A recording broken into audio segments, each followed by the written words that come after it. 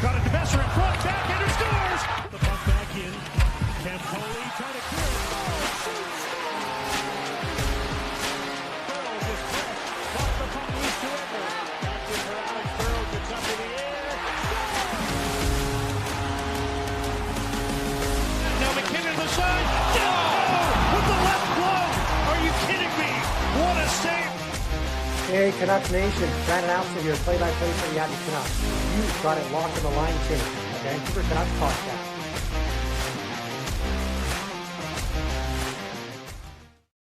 Every team that's contending already has their number one center.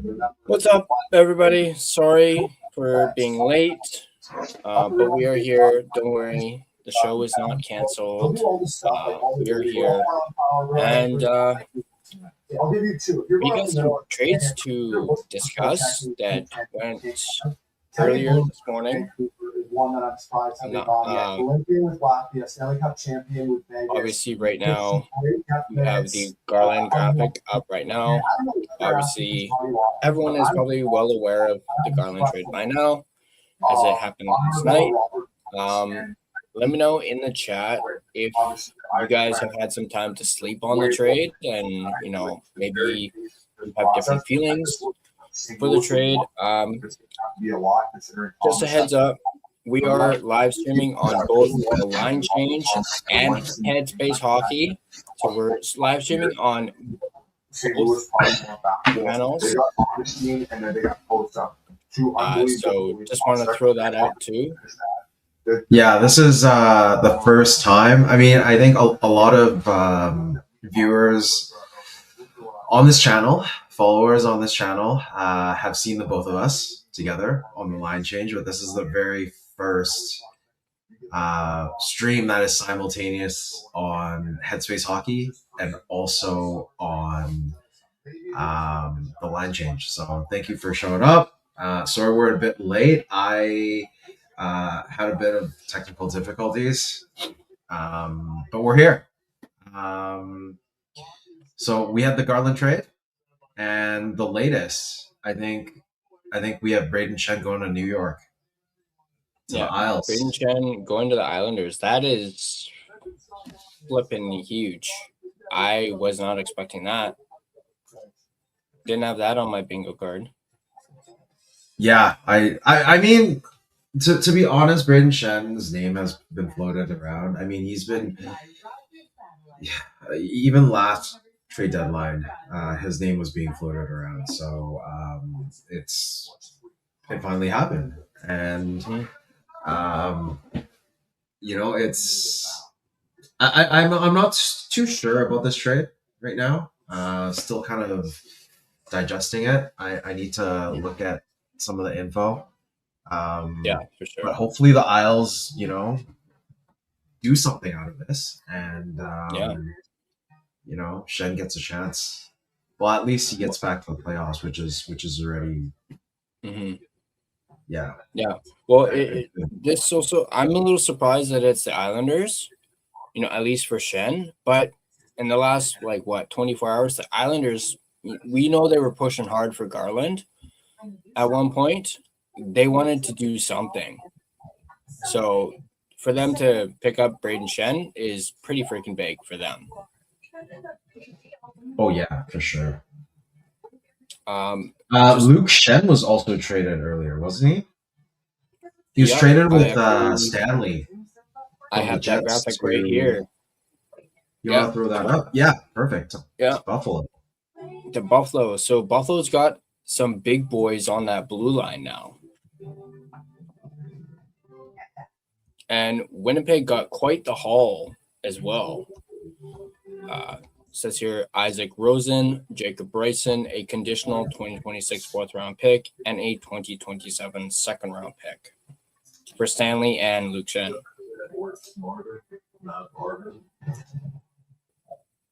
Didn't realize.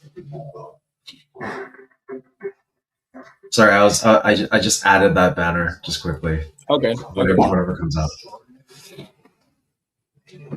Yeah, it's interesting because we have less than an hour to go, and I mean, even though both our channels are technically more Canucks focused. Mhm. And it's weird. I've been scrolling through X, scrolling through just online. Really, no news on Kane, eh? No, none. I think I saw a tweet earlier that I actually reposted. Kane apparently will not be in the lineup tonight, but there's been Okay. radio silence on Kane. When it So comes to he's not in the lineup tonight, or he could possibly be in the lineup. I think he might still be sick. I think that is the reason why he's not in the lineup. Because it's not No, but looking he like was he's going to be. he was in practice. He was in practice. Yeah, I'm not sure, but according to Dolly, he's not in the lineup tonight.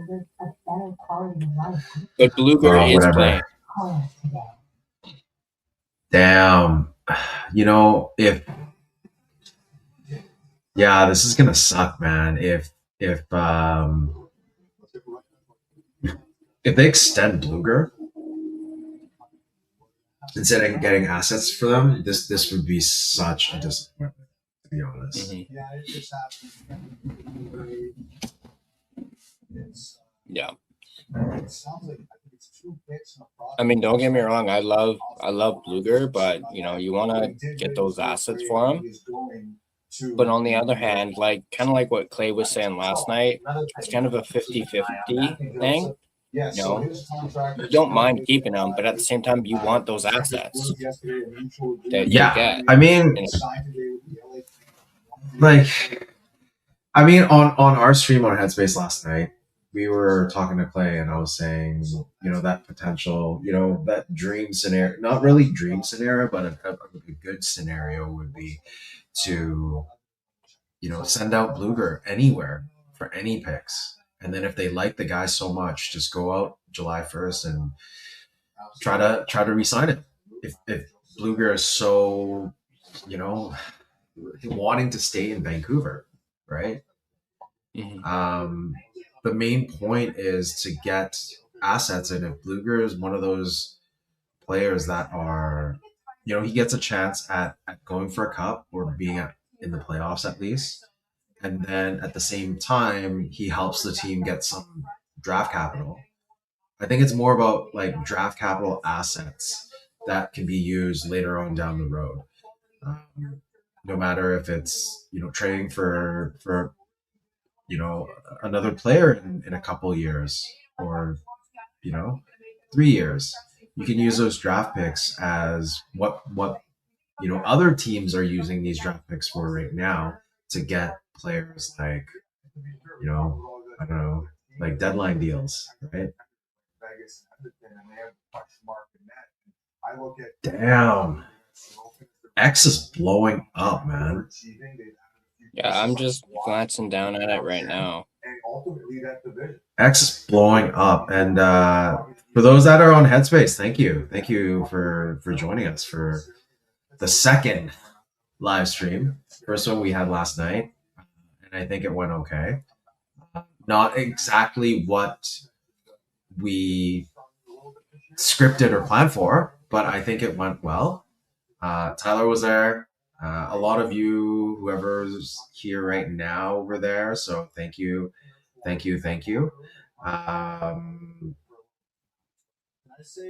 Let's see here. Sorry, give me a second. Mm-hmm. Although in other news, the Canucks made a waiver claim. Curtis Douglas off waivers from Tampa Bay, who is apparently 6'9". Wait. Did they claim what's his name? Just say it. Douglas? It's a D-man, right? Douglas? Yeah. Oh, yeah. Dude. So it's a centerman, so they actually claim Douglas. Oh, dude. That is such a great pickup. Seriously. Great pickup. He's a center. He's a center. Left He's a shot center. centerman. 6'9", 242 pounds. So a big boy. Excited. Okay, you know what? If they actually picked up Douglas, then okay, the scenario would be if they're able to trade away Bluger or Kemp or both, then basically at this point Ratu gets slotted back in. Ratu could be the third, and then Douglas could be the fourth. And this would be such a great, not improvement, but it'd be great for the new kids to play. I'm just looking at his stats. 29 games played, and this is NHL. 2 assists, so he's only got 2 points, but he's got 92 penalty in minutes. Yep, big boy, man. It's a big boy. I mean, us Canuck fans have been wanting a little bit of fight, a little bit of grit. This guy's gonna bring it. Yeah, he's a news. He's a Canadian boy, man. Canadian boy, Oakville, love it. Like we need players like this on the Canucks. He's a Canadian Zadorov, basically. Kind of looks like him too, but at least that picture. I don't know if you guys can really see it on the camera, but he's like mean mugging that camera. He does not look impressed in that photo. Do you have a pic? Can you pull it up? I can see. I don't have Photoshop open right now. By the way, sorry about the TV. I have the trade deadline on the background. Maybe I should put my headphones on for that one to listen on the side. All right, here we go. Let me just quickly save it.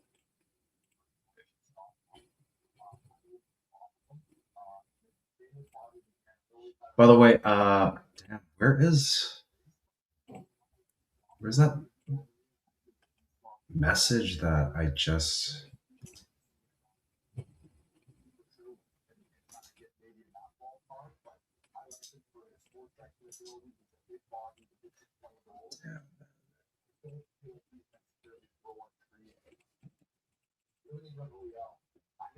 All right, I got the picture right here. It's gonna pop up. Boom. See? Interesting. He does not look impressed with that camera. No. Yeah, there's Curtis Douglas. But he definitely looks like somebody who you do not want to, F with.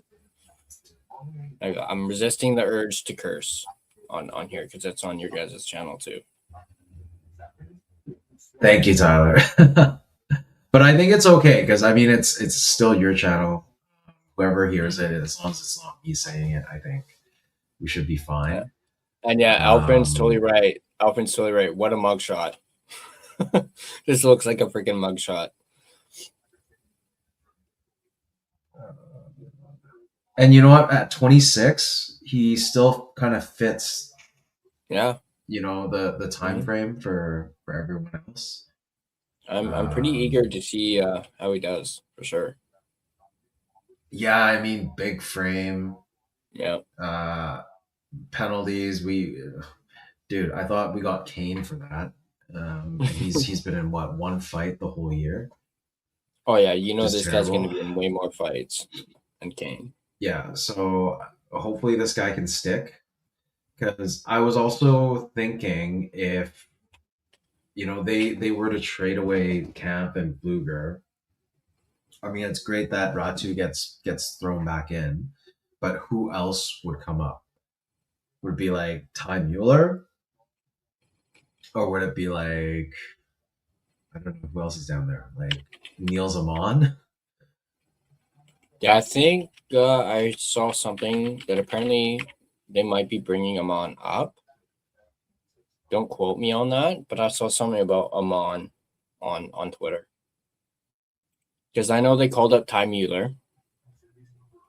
They already called him up, yeah. Yeah. But I think this is strictly for backup, just in case they were able to trade away Bluger and Cam. But it doesn't really look like it right now. Oh wow! So apparently Derek Poulet is getting traded. Another one that just came out. Let me see. I'm just glancing on Twitter right now. Remember how we were talking about Jordan Eberle? Aiden Thompson. A few games he got ago extended. When he got extended, yeah. Yeah. So there goes my proposition of trying to bring Eberle over to the Canucks. Sign for 2 more years. Yeah, I mean, if Seattle was able to, I'm pretty sure they would keep him. Like, there's no way they would let Eberle. Like, come on, man. The guy almost had a hat-trick. Well, technically did have a hat-trick. Looks like we have the details for the Shen trade. It's 2 picks. Yeah, a first, a third, and a prospect. And no retention.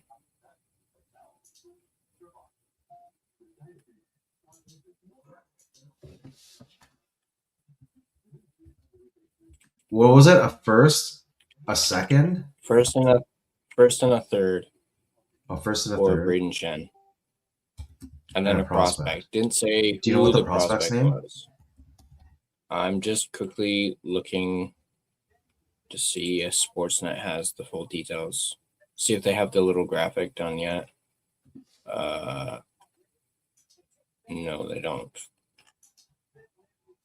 They might still be waiting a little bit. This was only tweeted 10 minutes ago or 11 minutes ago by Darren Dreger.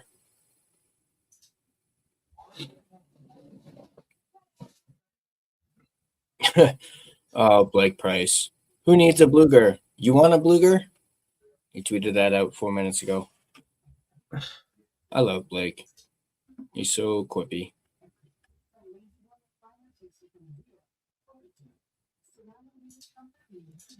Aiden Thompson.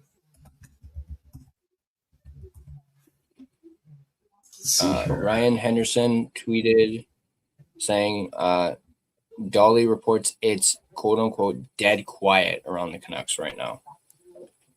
And we got 20 minutes to go. Yeah.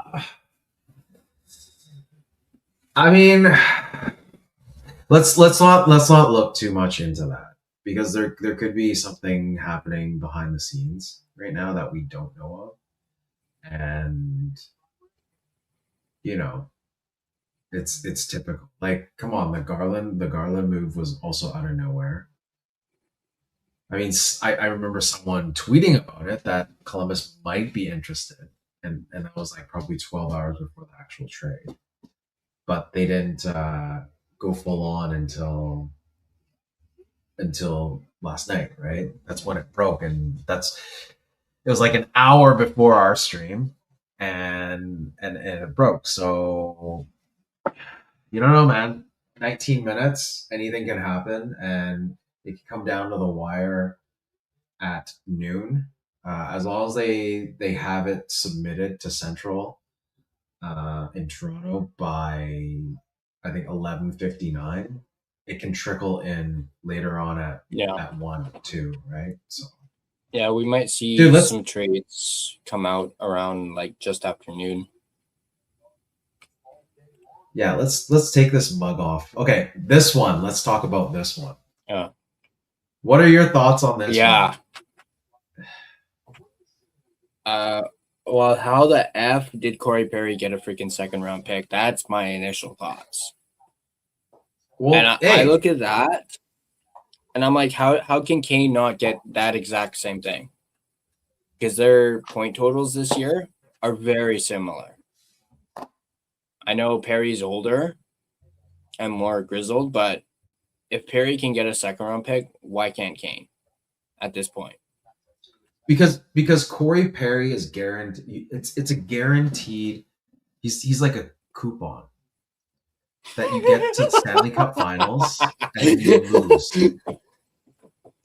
So they're basically paying a second round to get back into the finals and then lose to whatever eventually. And then lose again, yeah.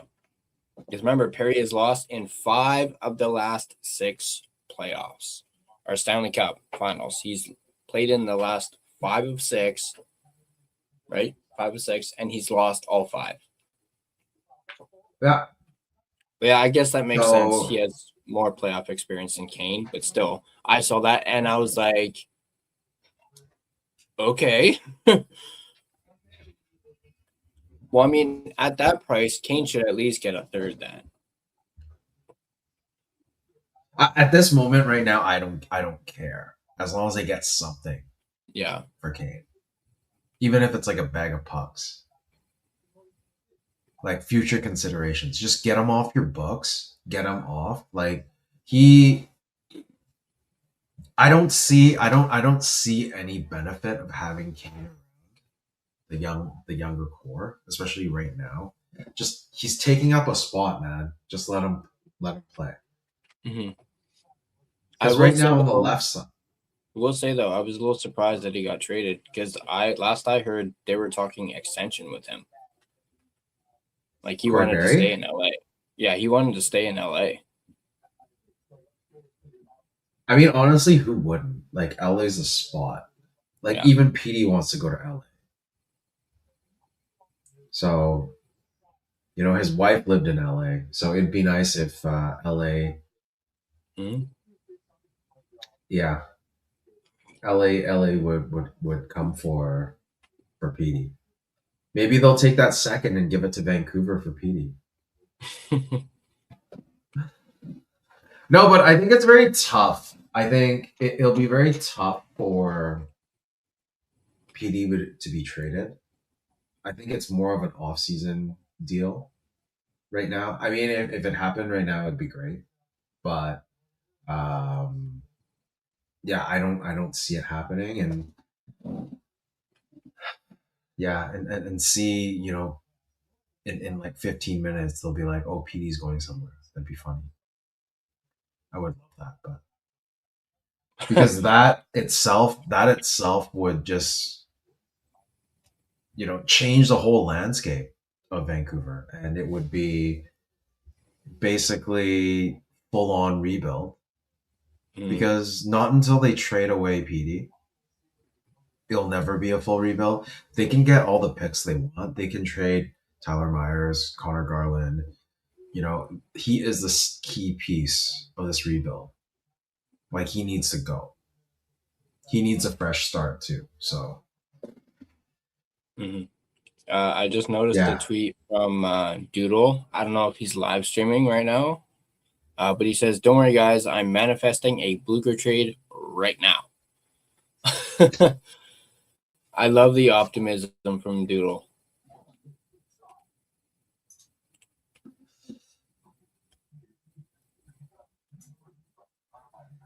Yeah. I'm just scrolling through to see if there's any new trades, but I'm not really seeing anything.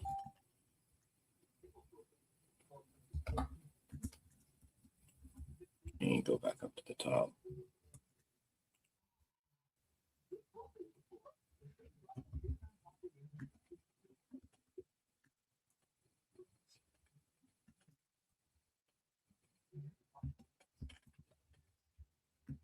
Here, let's hang on. Where's the graphic? Okay, I guess we can get rid of that mug. We don't need that anymore. But I know this trade went through last night. But this was a big one. This is a big one. So Anaheim gets John Carlson, and the Capitals get a conditional 2026 first round pick and a 2027 third round pick. That is huge. I think this surprised everybody because I didn't even know that Carlson was being shopped. I don't think anyone was, but I think it's just. I mean, Carlson's getting old, and they as long as they can somehow get something out of him, it would be. See, that's what Capitals are doing, which is what Canucks should be doing. Yeah, because I don't think they really need Carlson anymore with Chikrin doing so well right now. And if they can get a first while he still has value, why not? It's kind of like, if imagine if I mean, it's kind of like a Myers deal, but Carlson's so much better than Myers, right? Yeah. And they're just capitalizing on the players getting capital back, because I don't know if Washington's going to be making it. Last night we were looking at the standings, and it was their 5th in the Metro. So yeah, they're not guaranteed a playoff spot, and it's just a shame, because if this is Ovi's last year, that would suck. But with these picks, even if it's conditional, first this year, hopefully for next season, if Ovi plays another season, they can I don't know, get a prospect, maybe trade it away, but at least the 3rd round pick they could use for something else, like maybe next trade deadline. So I think this is it's a good trade, I would say, and it definitely shores up the Ducks D, because the Ducks D right now, that you'd have sorry, I need to double check this. I don't want to say stuff, so just give me a minute. Sorry. I will say though, the Ducks getting Carlson shows you that they're in. They're in it to win it. They're putting their chips down, and they're going on a push for sure by making this deal. I mean, the fact that they gave up a first, although I don't know exactly. Yeah, but the problem with that is the Ducks. You know what? Even with the kids and all that, and they're doing well this year, they're one of the hottest teams. I think they started 11-0 or something close to that this season. And you have players like McTavish that sick goal that he did in the shootout with hands like that. The Ducks should be a lock for the playoffs, but they're not a lock to pass the first round.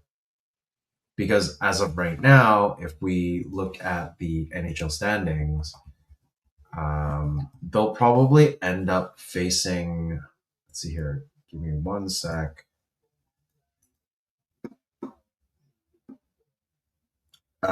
They would be, as of right now, they're 2nd, so they'll have to play Edmonton. And unless something falters and they can outshoot Edmonton, then they'll pass the 2nd round or go to the 2nd round. But if not, Edmonton, everyone thinks Edmonton is probably going to the finals, and they'll play Perry. But as of right now, I don't think so. I'm really interested to know what the conditional first round would be. How far they make it, or what is it? Because this apparently, I think it's a pick condition. So as long as it's within that, the Edmonton first that was sent out, I think it's within 12. So as long as it's not within top 12, then it stays, or else it moves to the next year. So I think for this one, for the Carlson trade, it should be similar too. But let me double check here. before we do that, I actually wanted to talk a little bit about the defensive pairing. So once Carlson gets to Anaheim, he will probably play top line, and everything's going to move down. So Trubo's probably going to go to the second line. Gudas is probably going to move to the third pairing. So yeah, it stabilizes their D a lot more, and it's something that you really need. And he's also a right shot defenseman. So yeah, like I think this was kind of one of their weaknesses is the back end. Now they have 3 great defensive pairs, 3 great right-handed shots, or 3 right-hand shot defensemen. So yeah, that shores it up. And let's see what else here. Yeah. If anything, I think they look pretty good right now for the Ducks. The only exception is Mintakov, who they were talking about trading, I think. But I don't think that's happening. So, but we were talking about the. Okay, let me find out what the condition is for John Carlson, or that first round pick.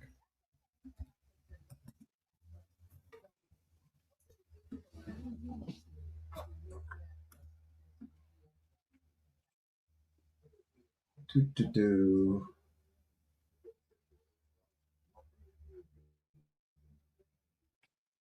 right. Well, while you do that, so I think someone mentioned this trade in the chat, but I'll just bring up the graphic real quick. Nick Foligno going to the Minnesota Wild to join his brother, and Chicago gets. I like that a lot. Future considerations. So yeah, I do think that's pretty cool. I do think that's pretty cool that Nick gets to go play with his brother in Minnesota on a damn good freaking Minnesota team. So, and hey, I mean, I'm not being 100% serious, but hey, at least with him being traded, it opens the door for Bedard to get that C. Yeah, that's true. Even though he literally just got an A.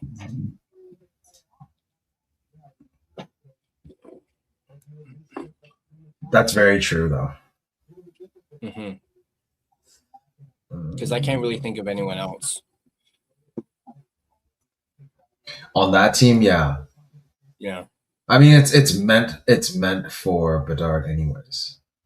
Yeah. Unless they have like another veteran on the team and they want to give it to him.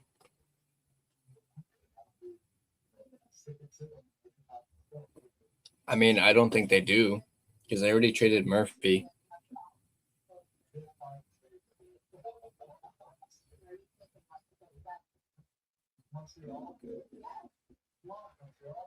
Yeah, it actually doesn't say what the first round is, but for the Carlson move, it just says conditional 26 or 27 first. And Ovi's like really sad about this because, yeah, Carlson came in when it was with Ovi. Like Carlson's probably one of those longest serving Caps, not named Ovechkin. But yeah, the brothers reuniting, I really like that. I think it's a very classy move for Chicago to do. And sure. This definitely vamps up Minnesota's odds because they'll definitely be facing off against Dallas, and Dallas vamped up already. So it's going to be a very fun first round to watch for the Central. And then whoever makes the wild card playing Colorado, yeah, I don't think there's a chance. So it's just going to be Dallas or Minnesota that comes out of it. So do you see Dallas winning or do you see Minnesota winning? That's sort of the question. If Dallas comes up on top, that'd be great. That'd be great because that means the Canucks first round pick that they got for Quinn Hughes would be higher. Mm-hmm. But now they're like stacking themselves. It's crazy. Let's look at the lines for Dallas. Let's see here. Or sorry, no, I'm just the Wild. I'm just still scrolling through Twitter. Pretty funny tweet from the Hockey News. It says here, Braden Shen might be the first player traded in a continental breakfast buffet line. Apparently, the two GMs were at the same hotel when they made the trade. Yeah, no doubt.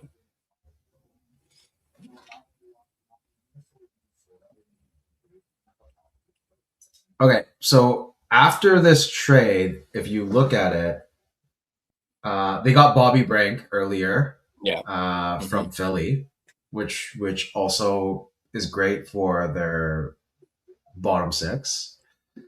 And then with so the back end is already just, this is ridiculous.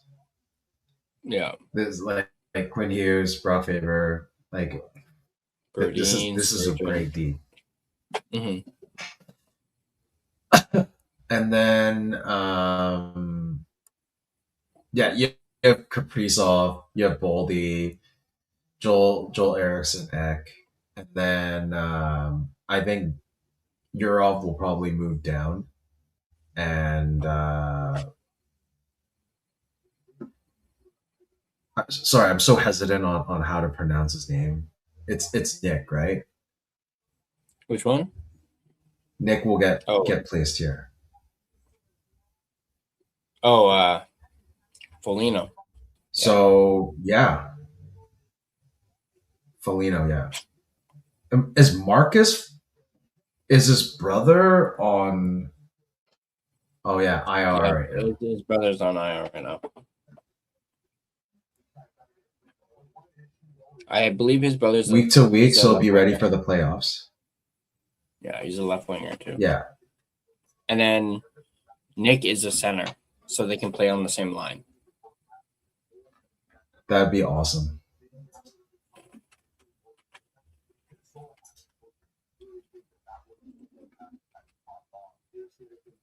Yeah, it's weird right now. On trade. Oh wow, 2 seconds left. The countdown is over. It's officially over, and the Canucks did nothing. And I'm just refreshing Twitter again. Time's up. We'll see if any deals trickle in, of course. I'm just looking at a tweet from Pierre LeBrun from like 7 seconds ago saying the Panthers are currently focused on trying to re-sign Sergei Bobrovsky. I thought he might have been moved. That's kind of why I thought he would have been moved. Yeah.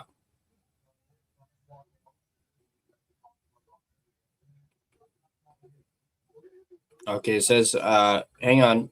1 minute ago, Grady Sass tweeted that Patrick Johnson is reporting the Canucks have made a few trades via the Sky or via Blue Sky. What? So PJ is saying that the Canucks made a couple moves. He said he'll know more soon. And okay. Satyr Shaw tweeted 35 seconds ago, looks like the Canucks have at least one trade that's in the queue. At least. Okay, I like at least. At least one.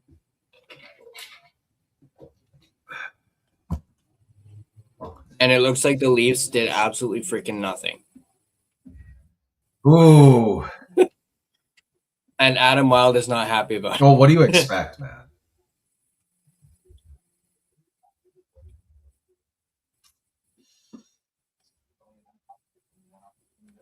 I don't know if this is Begsy or Kyle, but Locked On Canucks says Teddy Blueger to be named the next captain of the Canucks.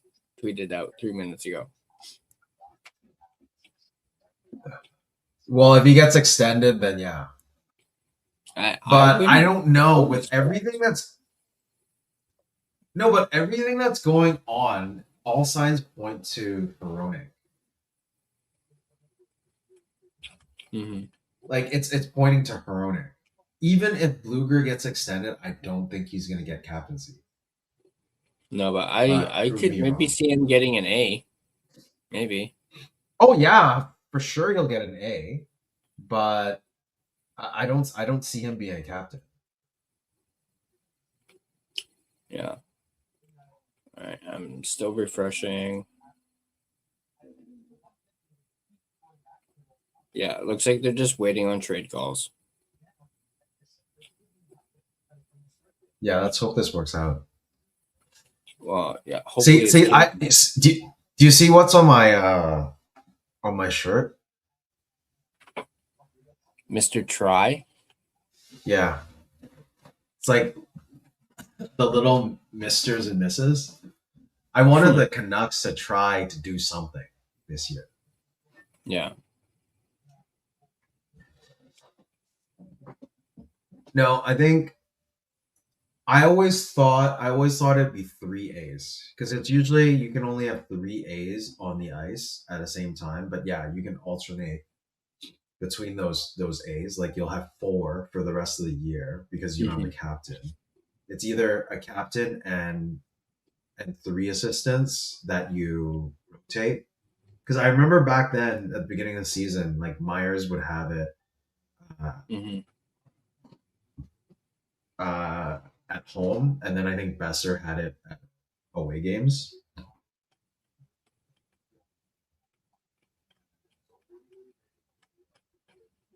And you know what? What's another player that excuse me, another player I was actually surprised we didn't hear about is Kadri. I thought Kadri could potentially go to the Avs, go back to the Avs. Yeah, there's a reason I have him in the thumbnail because I figured I knew he was a big name, potentially to be moved. And this isn't Canucks related, but I'm just looking at a tweet now that says, I don't think the Blues are done. Still a possibility of moving Falk, perhaps Detroit. And then the person quoted it, did the quote, repost, and says, sounds like it's happening. And it was reposted by Harman Dial. So it looks like St. Louis has made a move. Finally. And you know what? I think that would be great because whoa. Falk played in Detroit before. He's just going Bobby back. McMahon to Seattle. So the Leafs did make a move. They traded McMahon to Seattle. Yeah, I just put it up here. Elfrin just commented. And nice. Yeah, that was just as you're saying, oh, the Leafs didn't do anything. Mm-hmm. So yeah. Looks like a second in 2027 and a fourth in 2026 for McMahon. And this is coming from Frank Cervelli, so take it with a grain of salt. Oh, God. Oh, Cervelli. Oh, Frankie boy. Hey, did you see the jab that Bublé took on Garland last night? I saw he posted something on Instagram saying that he liked the trade.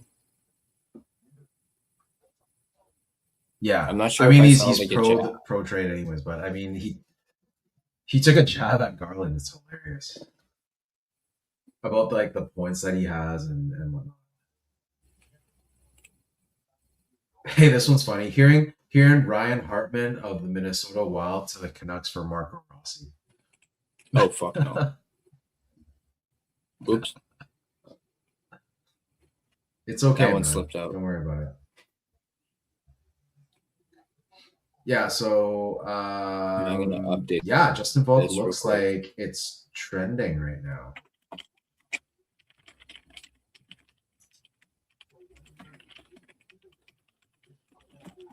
What was the return again? Shit. Here we go. So Ryan, hey, another one that just came out, Ryan Strome. This was a name that I was wondering.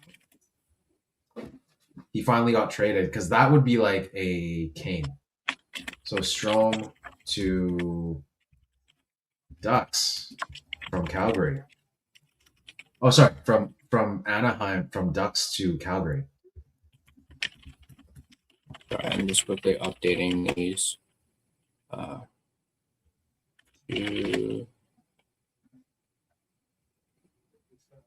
it looks like Justin Falk is going to Detroit. Like, it's confirmed now. Oh.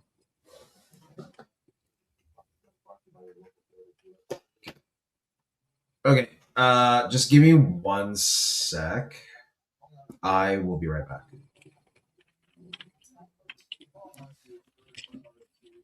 Yo.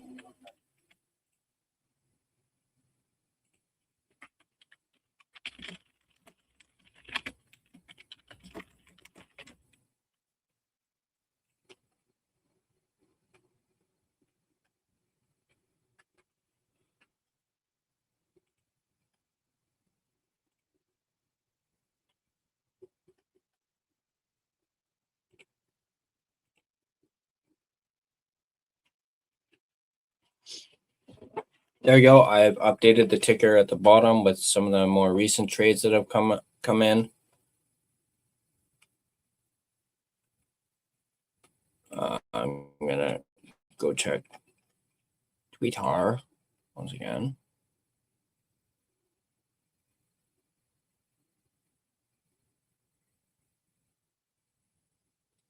Okay, Forehandology is reporting as of 1 minute ago that PJ trade that he mentioned on Blue Sky does involve one of the Canucks' current 3 pending UFAs.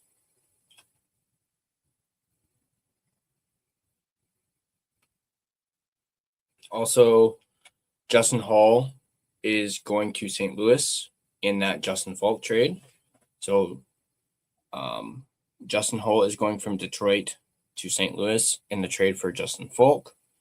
So 2 Justins traded for each other. How about that?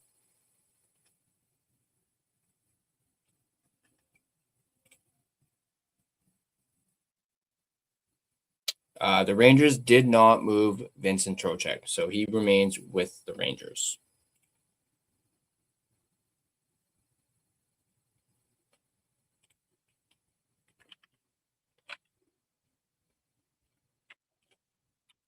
Whit, good to see you, buddy. Let me just go find that out for you. It says one of the Canucks is pending UFAs. So I'm assuming maybe one trade. I could be wrong, though.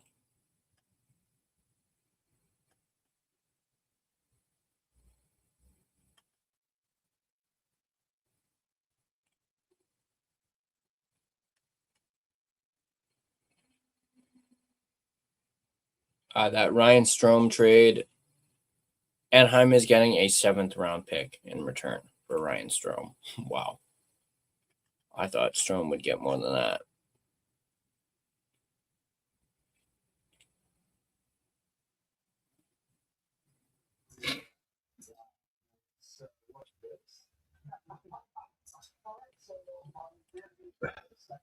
All right. I was just telling everyone, Trocheck is staying put in New York. He did not get moved. Damn. That sucks. But we did have a Justin for Justin trade. Justin Falk going to Falk got traded for Justin Hall. Holl. Hall. So I mentioned it was Justin for Justin. Interesting.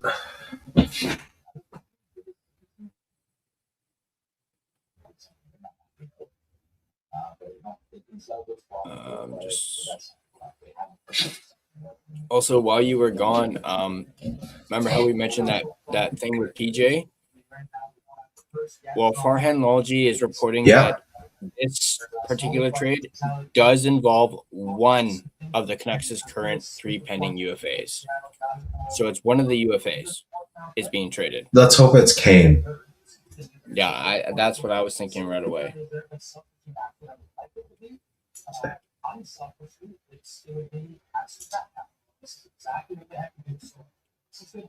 Hey, Trav.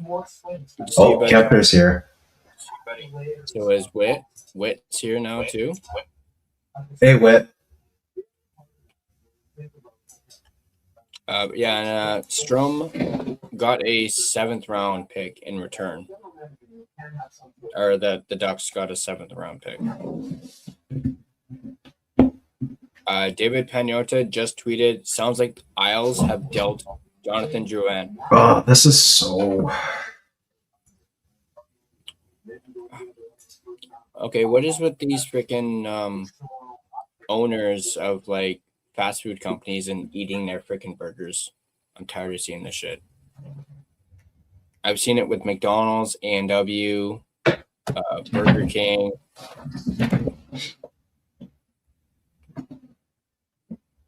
What, like the CEOs and tasting food and stuff? Yeah, CEOs tasting the foods and how fake the McDonald's one is. Do you see the Burger King one? Yeah, I've seen all the other ones, and I like all the other ones except for the McDonald's one, because I've noticed he takes the smallest bite. It's like, and he's like, It's like, dude, take a real bite. I love the A&W one, how he kind of like mocks the McDonald's CEO.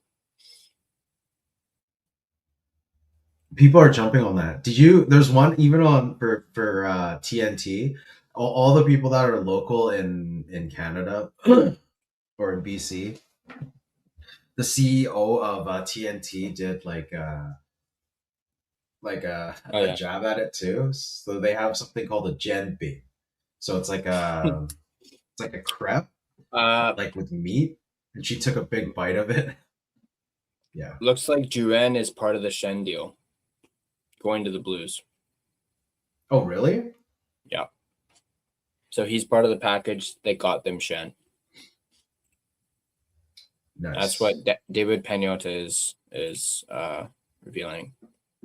Yeah, here's Friedman with the full trade. Braden Shen from St. Louis for Jonathan Drouin, a 2026 first, which is a Colorado pick, a 3rd, and it looks like a prospect. Marcus, get off. Get off. Bro, that's what it is, man.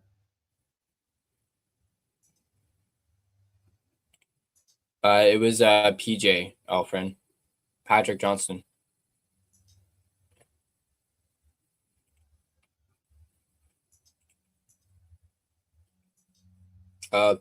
Speaking of Pagnotta, kind of. I actually ended up not sleeping last night because I was trying to get all the graphics done, and by the time I finished, I was like, I'm gonna sleep through, knowing me. So I just stayed up, and looked at some more, see if there's any other trades that trickled like during the night while everyone was sleeping. And I actually had a little conversation this morning with Irfan Ghaffar, a little back and forth. You chatted with him? Yeah, I chatted with him. Well, one, he was actually responding to a message I sent him a while back. So I don't have a confirmed date, but it looks like I'm going to be having Irfan Ghaffar on the podcast sometime next week. And we'll probably talk about the deadline. So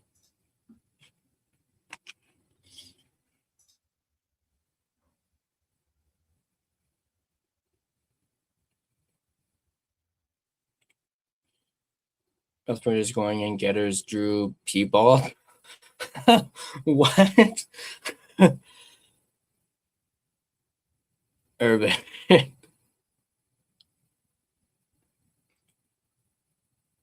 Blue Sky's like another like social media thing. It's not as popular as like Instagram and Twitter. But if you want, the line change is also on Blue Sky. I'm rarely on that thing. Dude, your Discord, I left a message last night. I don't know if it was last night or I think it was last night. And you didn't. It was last night. I was wondering who that was. Yeah, that was me. So as of right now, there is still Robert Thomas, Kadri, Trocheck, Coleman that are still on the board. Riley, Binnington. The only ones that have been traded as of late is Braden Shen, Justin Falk, Bobby McMahon. But I can't wait to hear what the Canucks have traded. So during this trade deadline time period, we had 2 captains that were just traded. That's Braden Shen and also Nick Foligno. Mm-hmm. Just a little update. Yeah. Ryan Henderson just tweeted 53 seconds ago that Dolly is saying it looks like it's not Reichel, which is, I guess, a relief. You know, he's not. Is he a UFA? Yeah. No, I don't think he is. But apparently Reichel's not going anywhere. So we can rule out Reichel being the. I was hoping Reichel would be traded. Yeah. Oh, he should have been traded. He played himself up, man. Mm-hmm. So Lucas Reichel, let's see here. I mean, maybe if Foote actually plays him on the wing, maybe he can at least be somewhat good for the rest of the season. But for some reason, they keep playing him at center.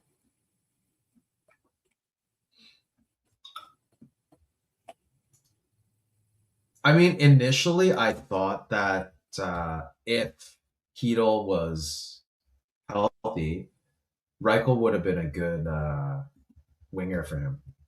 Mm-hmm. Yeah. Because I think Reichel's got really good speed, which works well with Hedl, because Hedl has very good speed as well. No, he's not a UFA. Bro, Reichel, he is. Oh, he's isn't he an RFA? Here. Oh, no, RFA. Sorry, my bad. Yeah. RFA.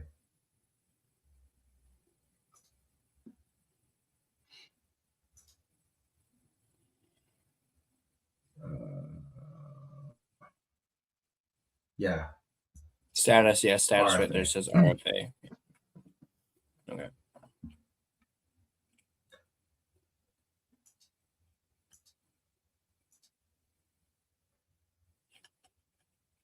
I wonder if Minnesota is updated with Bellini going.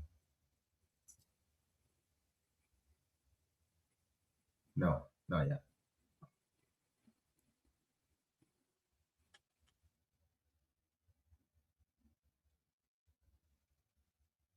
Looks like Blake Coleman is staying in Calgary as well. Lomberg as well.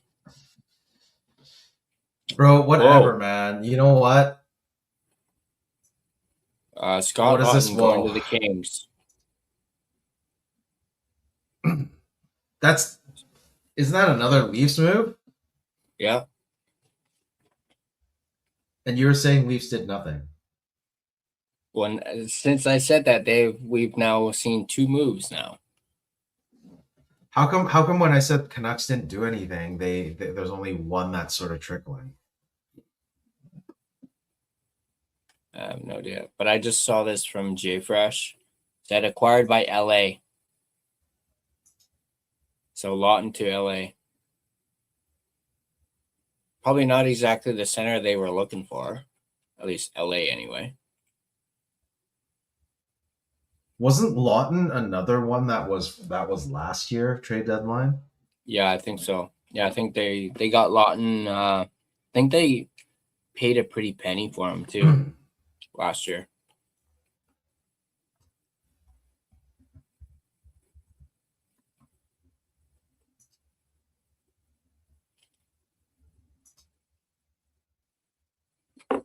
Can't remember exactly what they paid for him, but I'm pretty sure it was a pretty penny.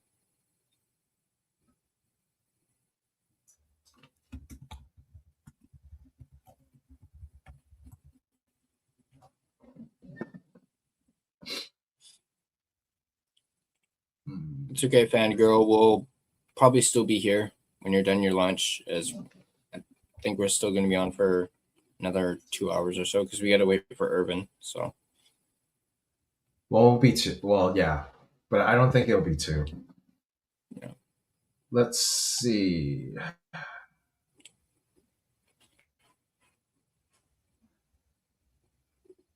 Wow, 3 million cap hit.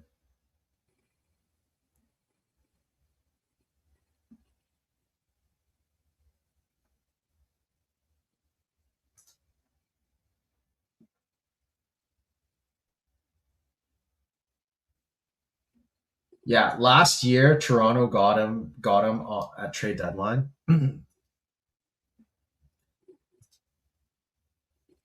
So it was Lawton, a fourth, and a sixth from Philly for first, and Grabenkin.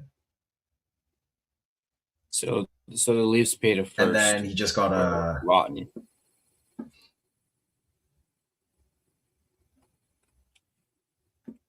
Yeah.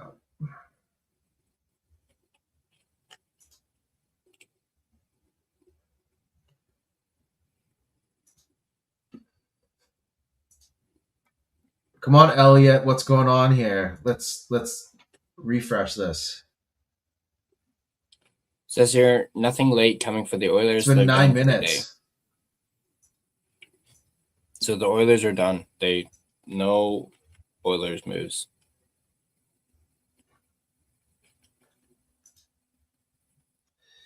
Yeah, Stevie. Swerve is actually at work, so he's on his phone, but he'll join us shortly when he's done. I assume he lives close by to work, so he could probably jump on right after work. I assume the earliest would be half an hour from now, but we don't know yet.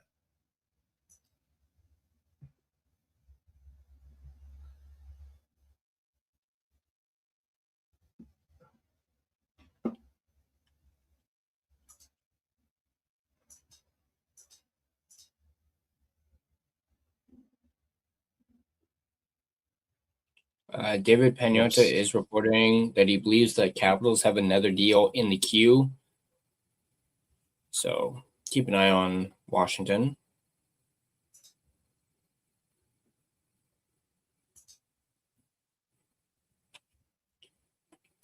I'm not quite sure what to make of this one. It's a little confusing.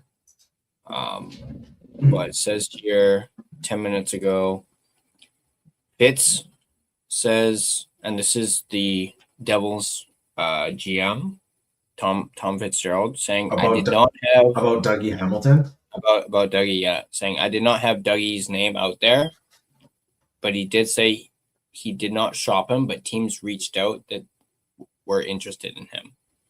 So I'm not sure if he's saying that Hamilton got traded or that he's staying with the Devils. I don't know.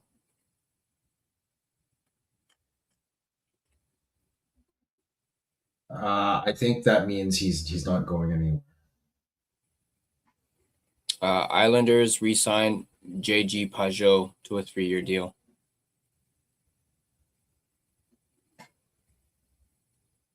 Who's that from? The Islanders. Nice. David Camp has been traded to Washington. There we go. It was Camp. Wow. Do you have that? Do you have here? You want to show that on your screen? On the screen? Yeah, give me 1 sec. Let me.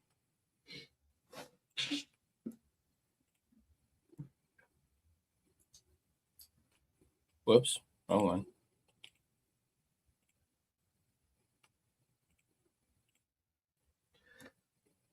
Oh man, Camp, not Kane. I was looking for the other K, man. Hang on, let me fix this real quick.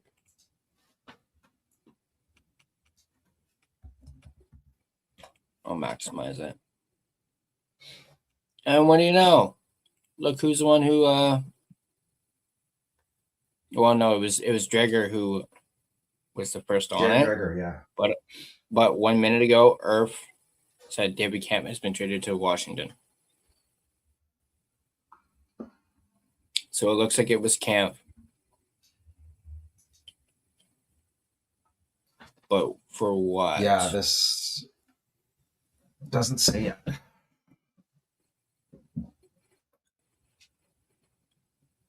Canucks traded Reichel to Boston. What? For a 6th round pick. Yeah, according to Pierre LeBrun. Nice. So that's 2. Yeah, so 2 trades done. Is there a third? Make it all 3 for 3? I think that's it.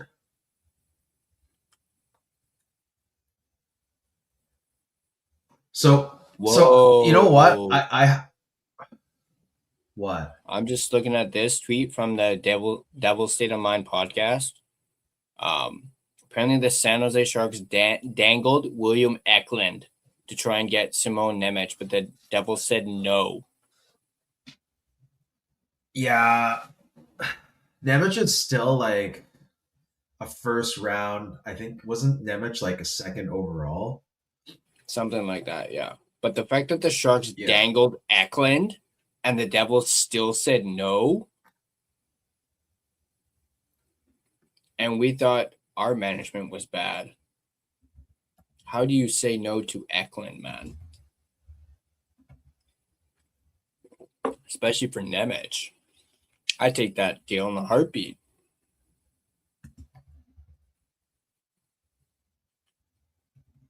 But that's just me, though.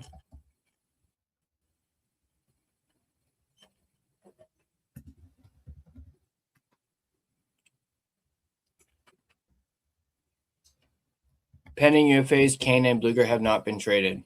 Will remain with the Canucks. Fuck. Who tweeted that? Farhandology.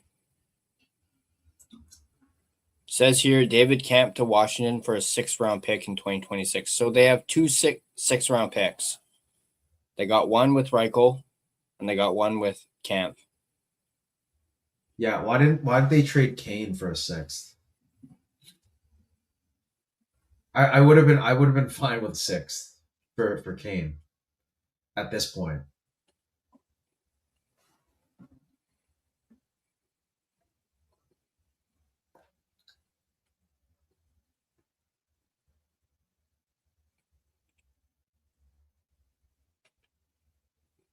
Doodle. So Drance was on Donnie and Dolly. Mm-hmm. Yeah, I'm gonna see if I can here. Let me listen to this.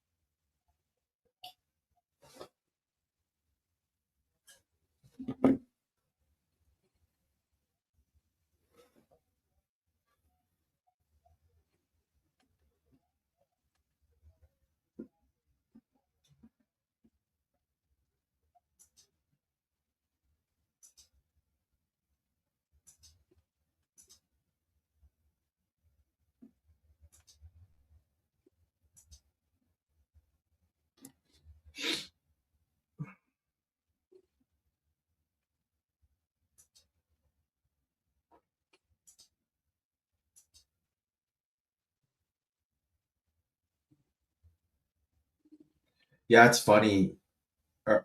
Are we still on right now? Yeah. Oh yeah. Yeah. Ty? Okay. Did you want to show Yeah. something? I can. No, I don't. Remove this. I don't.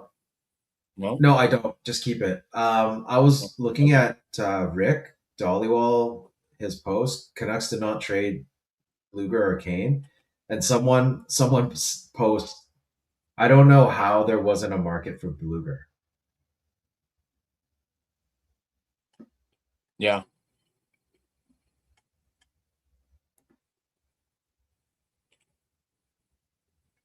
See, you know, when they claimed Curtis Douglas, I knew one of the centers had to go, so it had to be Camp or Bluger. Mm-hmm. But the only problem is I don't understand why. You know, why not both of them? And also at the same time, like even with Camp gone, does that just mean Ratu's playing fourth line center? Mm-hmm. Well, yeah, with Camp being gone now, that means Ratu has a spot now. Yeah, so there was no point in bringing up Ty Mueller. No. Probably and then if we have Kirk Douglas, they were probably hoping Bluger would get traded. It's terrible. Now Curtis Douglas is probably going to be playing in Abbey because I don't think he needs to go up to the big club.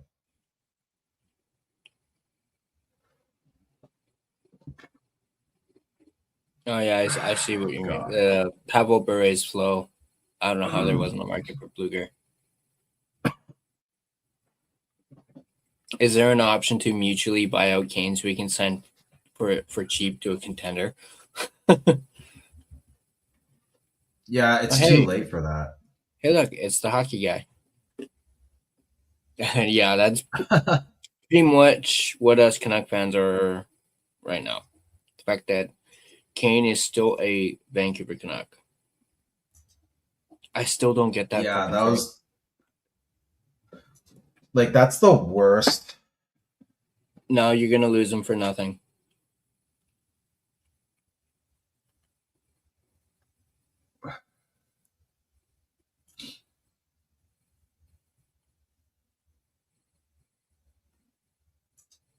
Can we still buy Kane out just to get him off the team? Yeah. Although this one's pretty big. Management's got to go. Can't even move Bluger when Dowd got a second and a third, and Waugh got a first. Yeah, but Bluger's is very different than Waugh, and yeah, definitely Waugh for sure. I think that was more directed at Dowd getting a second and a third. Yeah, but Dowd, you know, he played pretty well in Washington after he left the Canucks. So I think Dowd they didn't re-sign Dowd in the offseason that they got Beagle. Mm-hmm. So it was like a player swap that offseason where Dowd went over to Washington and then Canucks signed Jay Beagle at that 3x3, I think, which ended up they had to send away for the Garland and OEL trade.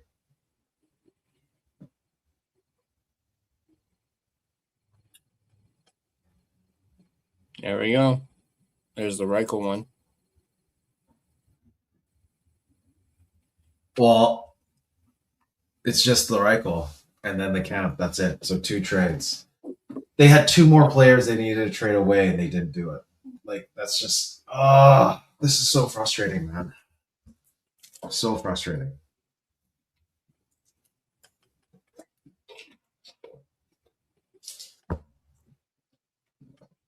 Well, so much for Camp bolstering his trade value with that freaking save the other night. Yeah. And Stevie is saying Curtis Douglas is not waiver exempt. So, yeah, kind of screwed then. So that means Ratu's not going to be in the lineup again. I mean, he'll be in the lineup tonight. He'll be in the lineup tonight against the Blackhawks. But after that, I don't know when Curtis Douglas comes over. Mm-hmm. Although, doing my best to try and be positive, we now have two sixth round picks in this year's draft. So we added 2 more draft picks to just this year alone, and we were up to like There's 6. What 30? Like between the next like 3 drafts, we're up to like what 30? Let's go take a look. Or at least close to. What wasn't the number like 26 or something last night that Clay was talking about? I think so. So we're up to like what 28 now.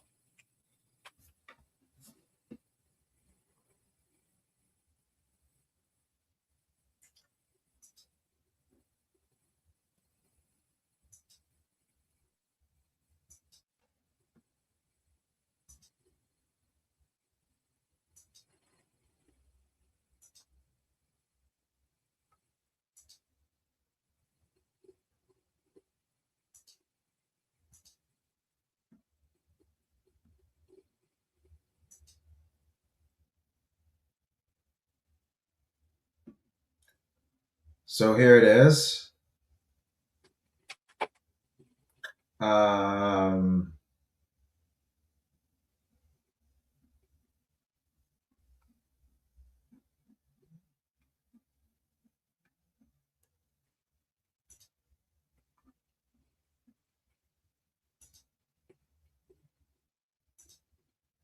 So in 2026, right now, there's.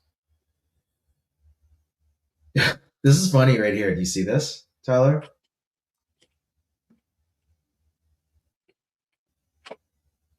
Round 1 overall position. Let's hope that stays. Yeah. So they got 2 firsts, 2 seconds, a third, 4th, 5th, and 2 6th. Did like a mock draft, and apparently the Canucks got bumped down to 3rd.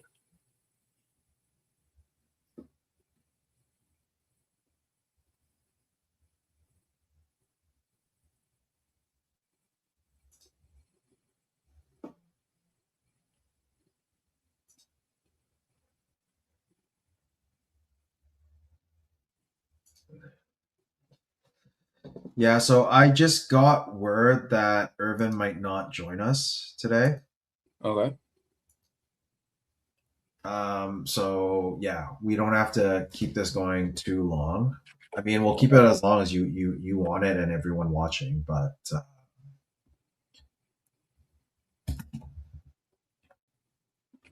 yeah.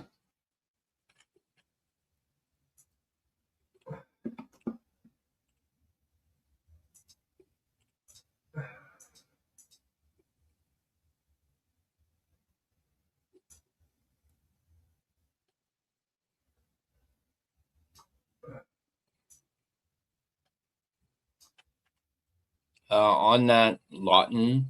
Okay, trade, so as of right now, yeah. Apparently, it's a conditional 3rd round pick. It becomes a 2nd if the Kings make the playoffs. Well, I'm pretty sure they'll make the playoffs.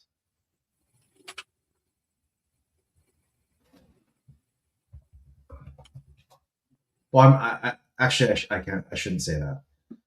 Right now, as we speak, yeah, the Kings are 3 points off of Seattle and 6 from Utah.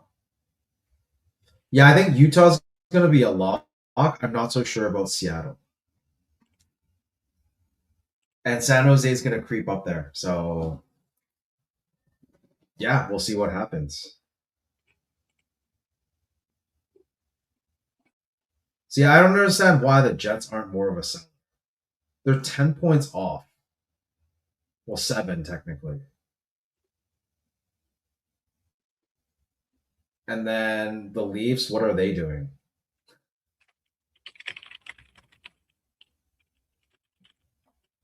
They're 8 points off, and they played 2 more games than the Bruins. Yeah.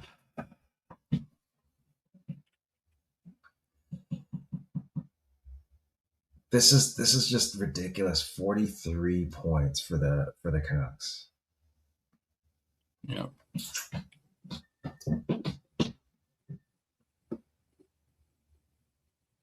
Anyways.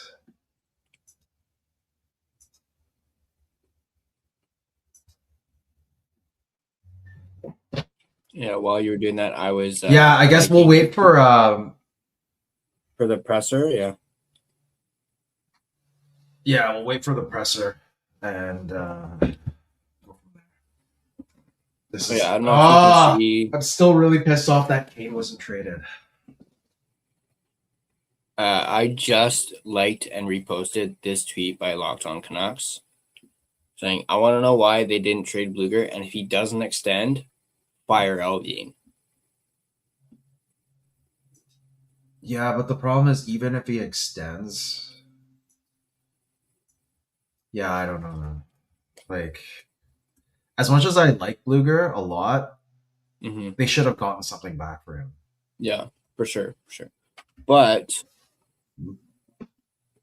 I am curious to know why they didn't trade Bluger. Because apparently there was a market for him.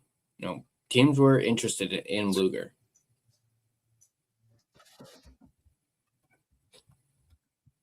But with them having not traded it. What? You said Canes? No, Bluger. Talking about Bluger. Oh, Bluger for where? No, apparently he had a market. Bluger had a market that teams were interested in Bluger. Yeah, but the Canucks thought they could do better, or they could have gotten something more. I don't understand what they should have just given it away. They're overvaluing their assets, is what they're doing. It's just absolutely ridiculous. But this tweet does have a point, you know. If he ends up not actually extending and just walking in free agency, then Alvin's like, what are you doing? You know, it's kind of at a point now where they have to extend him, or else what's the freaking point of keeping him? It's like last year all over again. It's Pia Suter all over again. Yeah.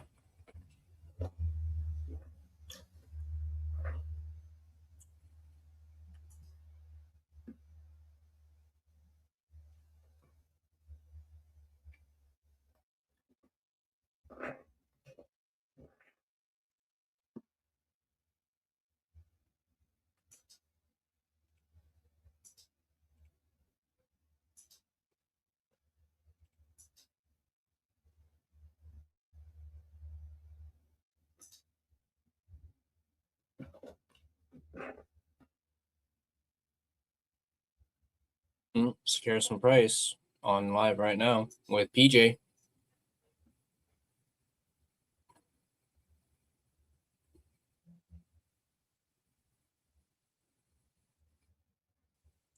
But yeah, I think you have to admit the Islanders made one of the biggest moves of the deadline with Shen. Sorry, say that again. You can't deny the Islanders made one of the biggest moves of the deadline, getting Shen. Yeah. But with the Isles, let's see here. The Isles right now are sitting.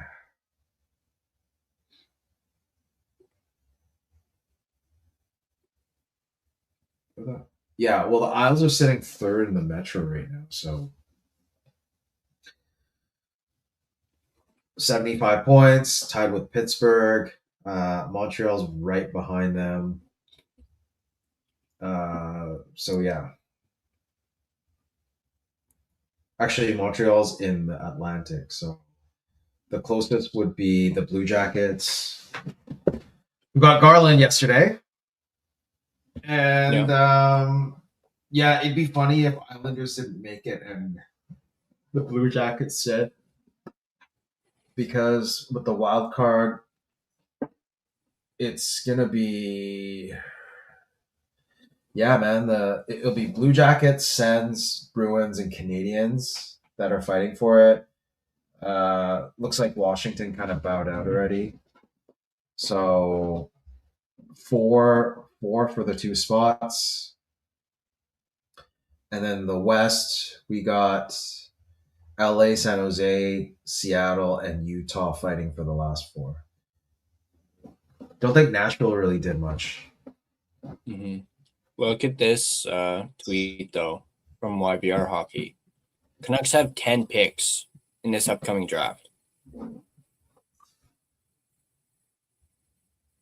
2 first, 2 seconds, 3rd, 4th, 5th, 2 6th, 3 6th-round picks.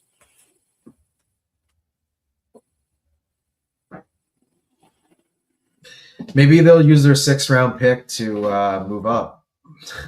Maybe if they can. I mean, in 27 they have 9, and 28 they also have 9, and then in 2029 they have 8.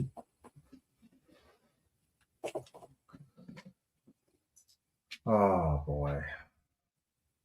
Yeah, this tweet here says JR and Albion have successfully added 8 draft picks since the Hughes trade. Yeah, but they also didn't fucking trade Kane or Bluger. Yeah, I think that was the main one that everyone was looking for.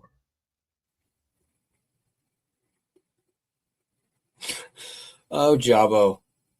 At the end of the day, I don't know what was offered for Teddy Bluger, so I'm not going to get my nipples in a twist that they couldn't get something done. The biggest mistake they made with Evander Kane was trading for him in the first place. Yeah.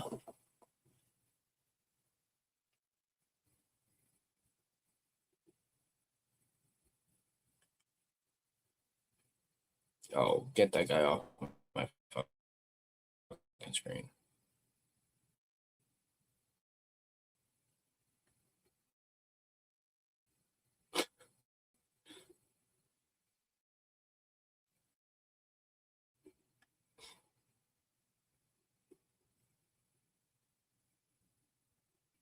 Ooh.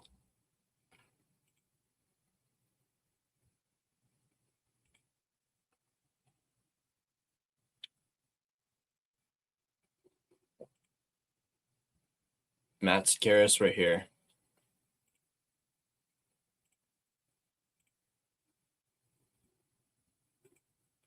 With can anyone give me a single solitary reason to keep Jim Rutherford and Patrick Aubin? Ooh.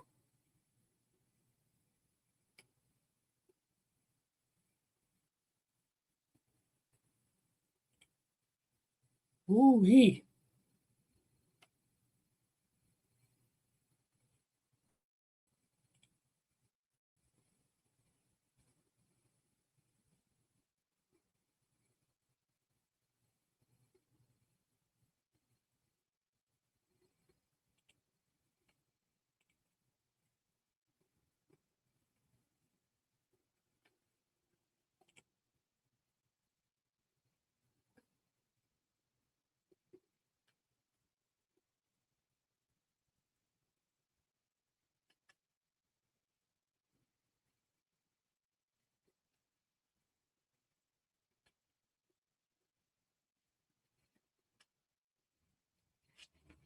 No, it looks like Liljegren is going to the Capitals for a 2026 4th-round pick, which belongs to Vegas.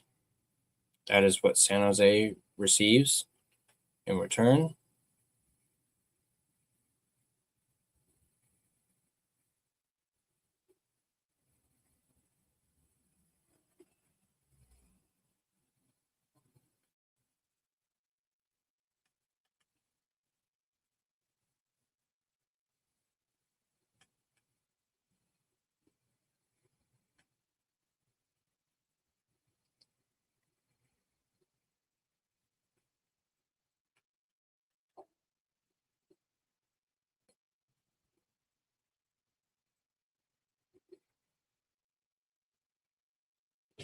The Leafs ended up not trading OEL despite scratching him for the last 2 nights for roster management purposes.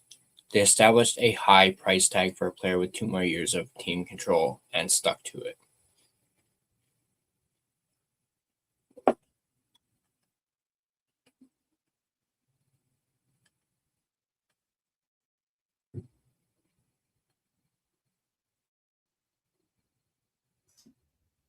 Yeah, Alfred, I don't think anyone's going to trade for Kane at the draft because he's a UFA. So, yeah, he's going to be a Canuck for the rest of the year.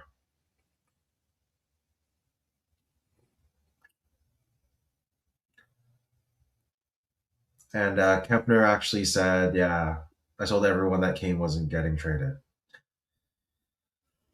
Yeah, I wish you were wrong, but yeah, this is terrible.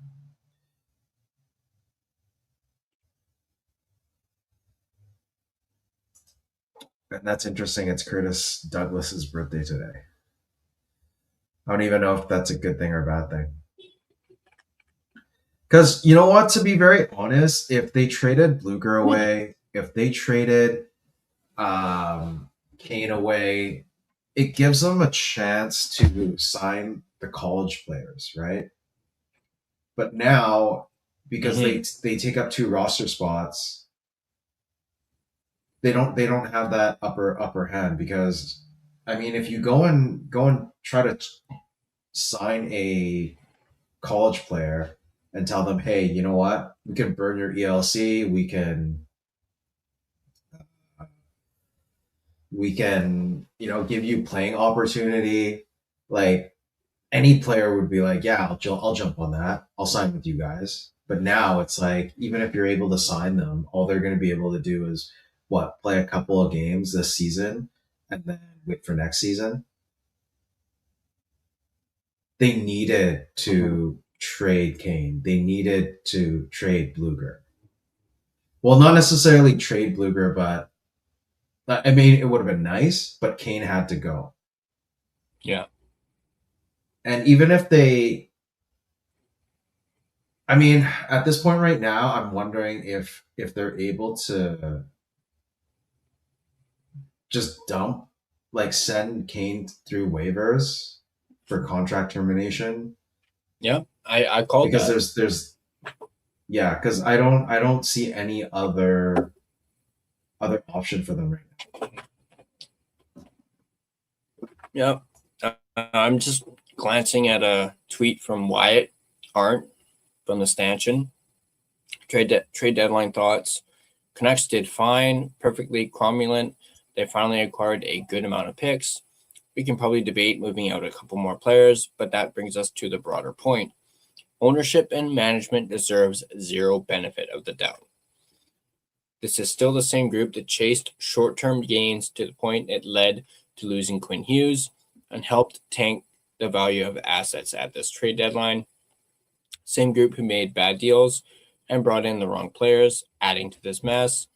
Still the same group that was at the head of one of the worst locker room cultures and breakdowns in NHL history. Still same ownership that has been short-term focused going on 10 plus years. Still the same group who tried to sell stumbling into a rebuild as the plan all along. End of the day, it will be 3 to 5 years of patience if this team wants to turn things around properly.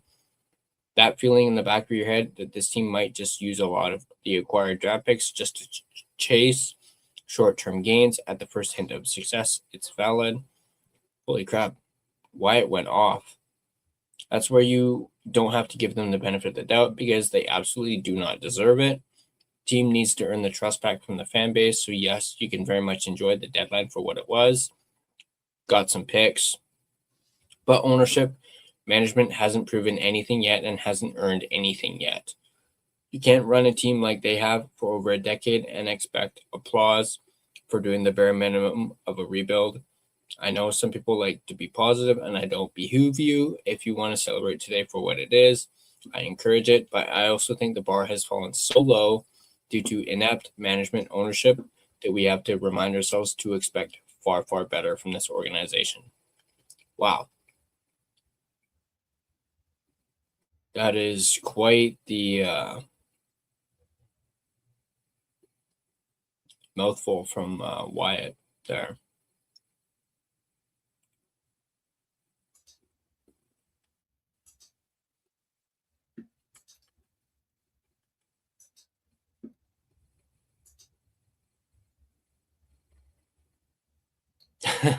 Justin. Canucks trading everyone but Kane. The fans here are going to take that well.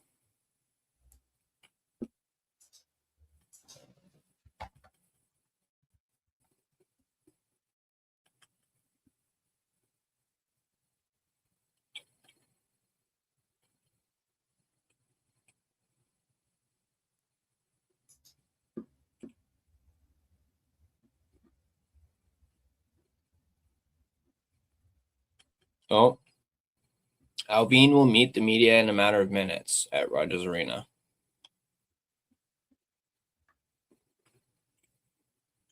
Hey, can we actually show that on here? Yeah, I'll see if like Canucks Twitter account will post it, and we can just watch it straight from Twitter, since I already have it up. Here, let me actually.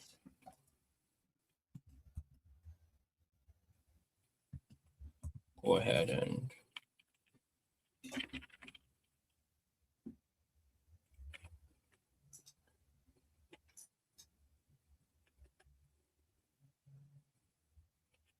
oh yeah, shit! I totally forgot that the game's at 5:30, so in just a little under 5 hours.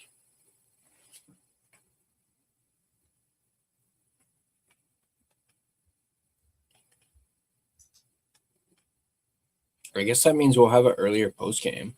It being a 5:30 start. Yeah. What do you think about like 9:30 ish? Leaning towards 9:30, just to give us enough time. Yeah, that should be fine. All right. Well, you guys heard it here. 9:30, we'll be having our post game. Probably once we're done with the deadline, I'll get the thumbnail all done, and I believe I'll get that scheduled on StreamYard, as I'm not Sounds planning any other additional videos today. So you're not gonna do a video for the trades today?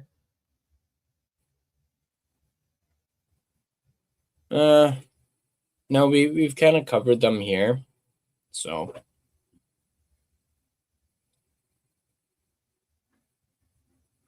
and I also totally not just realized, but realized earlier during my Garland live reaction, I forgot to do my sponsor read. Shit. It's okay. And that thing's got like over 500 views. It's okay. Maybe I won't upload the audio for that. So, Or just add it on afterwards.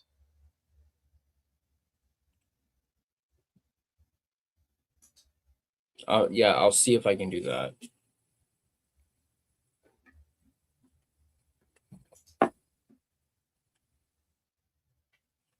But I'm just glancing at Canucks X. Oh, it says I have a notification. Oh. Headspace Hockey followed you.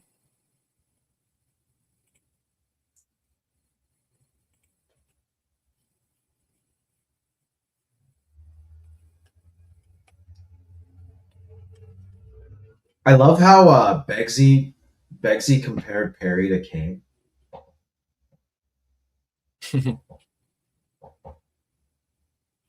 And how Perry got a 2028 second rounder and we got nothing for Kane. Whoa, whoa, whoa, whoa, whoa, whoa.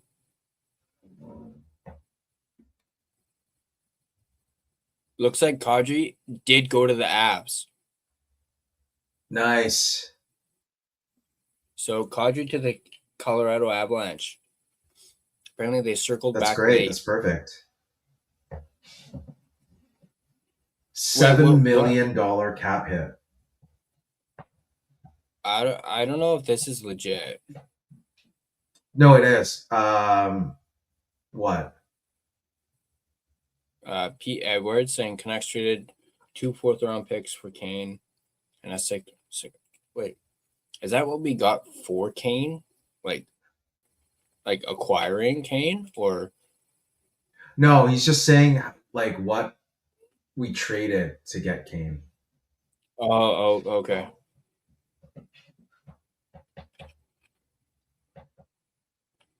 Yeah, so Kadri back to the Avalanche. Good on him. Damn.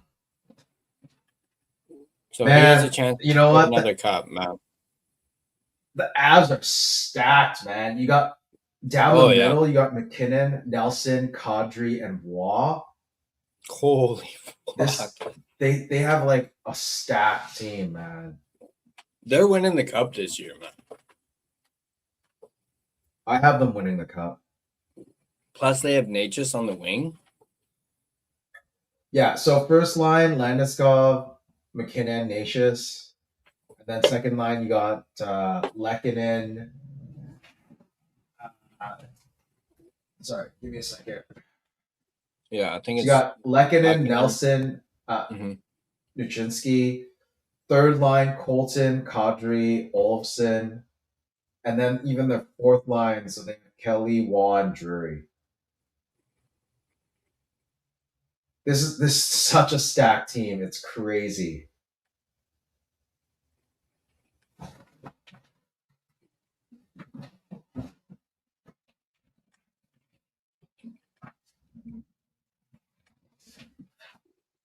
Flames are tanking. Are you fucking kidding me?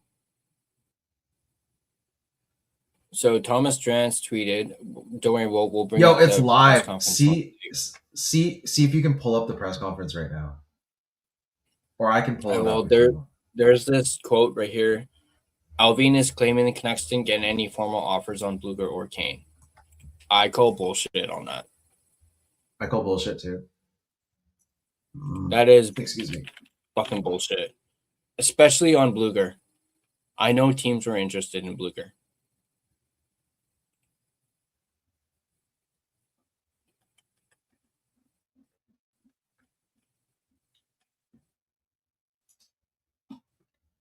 It's weird. Canucks Twitter, they're not. I'll check sports on the Canucks.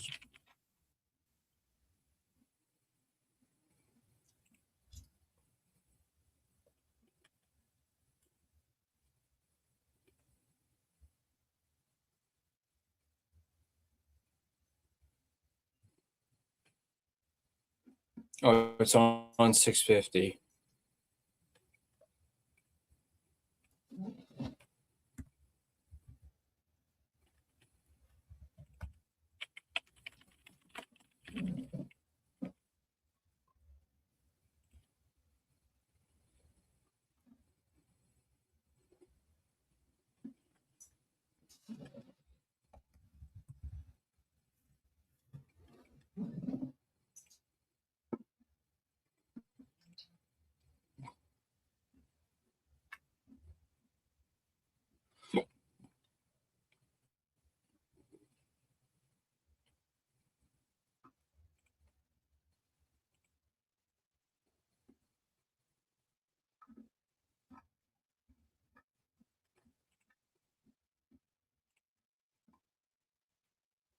No, that's not what I'm looking to do.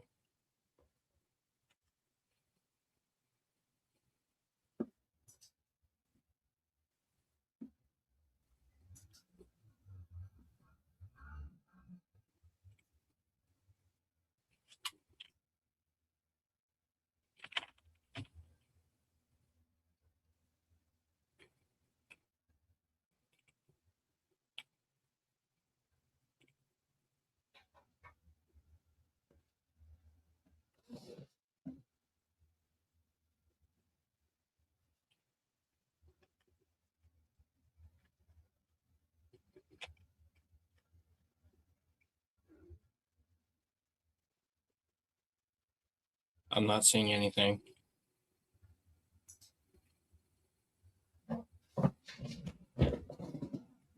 Oh, it's on the People's Show.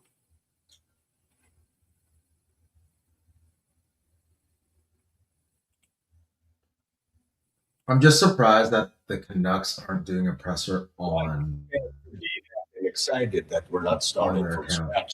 We got some good pieces on the ice right now that has been performing really well. With that being said, getting more draft capital here and continue to draft well and continue to push our staff to make good recommendations. Emphasizing on development. I think our Abbotsford team has done a really good job, and our development staff has done a good job too. And then you're going to be patient. I think every single player, as I said many times, have their own path to get to the National Hockey League, and you can't rush the process. You got to take your time and put the players in a position to succeed. And I think. I know the fans want to win, and so do we. But I think we're seeing a group that hopefully going to grow together here over the next couple of years to get stronger and starting to hold each other accountable and make a push to be a contending team. Patrick, given the situation that you had with Sherwood, where obviously had a lot of value and you were able to move him early, and the situation you found yourself with back-to-back deadlines with Besser and Suter and now with Blucher and Kane, do you sort of take anything from those disparate outcomes in terms of how your club can add players that other teams value enough to pay for at these sorts of moments in the league calendar? I would say that every trade deadline is unique. And again, I don't know if I ever seen such a heavy conference division push than this year, where teams like Colorado, Dallas, Minnesota was really aggressive adding players, and some of the other teams were not. So just in general, making trades, as you see from the summer to now, I mean, it's hard. It's really hard. It's hard to make even a lateral move in a hockey trade. And then I think my job, as always, as staff, is always to look forward and trying to be proactive and trying to see what's available before it gets too expensive. Looking big picture towards the summer, obviously the people like Pettersson, Besser have these long-term contracts. You said you will listen. Is that still on your radar that you could still get something back for those guys if it's right? Is that something? Yeah. Again, like we've definitely been listened to it if it makes sense. At this point, we're very pleased to continue to work with those guys. We need some older, veteran, established players here to help our franchise, and those guys are good players. So. They are excited to be here. They want to be here, and we'll continue to work with them. Your contract is up in 1 year from now. Has there been any, usually managers a year in advance, you re-up? Has there been any talks at all about it? I'm not worried about my position. That is someone else going to do that, but I'm not. No, I haven't talked about that. My focus has been here on the team, so and especially here leading up today about the players. Patrick, what about the way your job has changed in this season? You came into the season with what we all hoped would be a playoff team, and now you're rebuilding. How do you approach your job differently? It's definitely different. For me, been more focused on the amateur scouting here as of lately, the last month and a half, and I will definitely continue to emphasize more with my scouts and my analytics staff on the amateurs. That being said, the pro staff I know have meetings coming up next year, preparing for the free agency and potential direction we want to go this summer. So when you're not performing on the ice and looking to add players at this time of the year, unfortunately, then the focus is more on the amateur and the draft. Patrick, it was in December when there was sort of an idea of like a hybrid retool or hybrid rebuild. And then we get to the point this week where Myers and Connor Garland go out for draft picks solely in return. Has the club's performance across the last couple months in any way altered your view about sort of the depths of the changes that you as a hockey operations department need to make? I prefer to find players that are younger and ready to play us. And that's my, what I said earlier, if there is players available 25 and younger, we definitely take a look at them.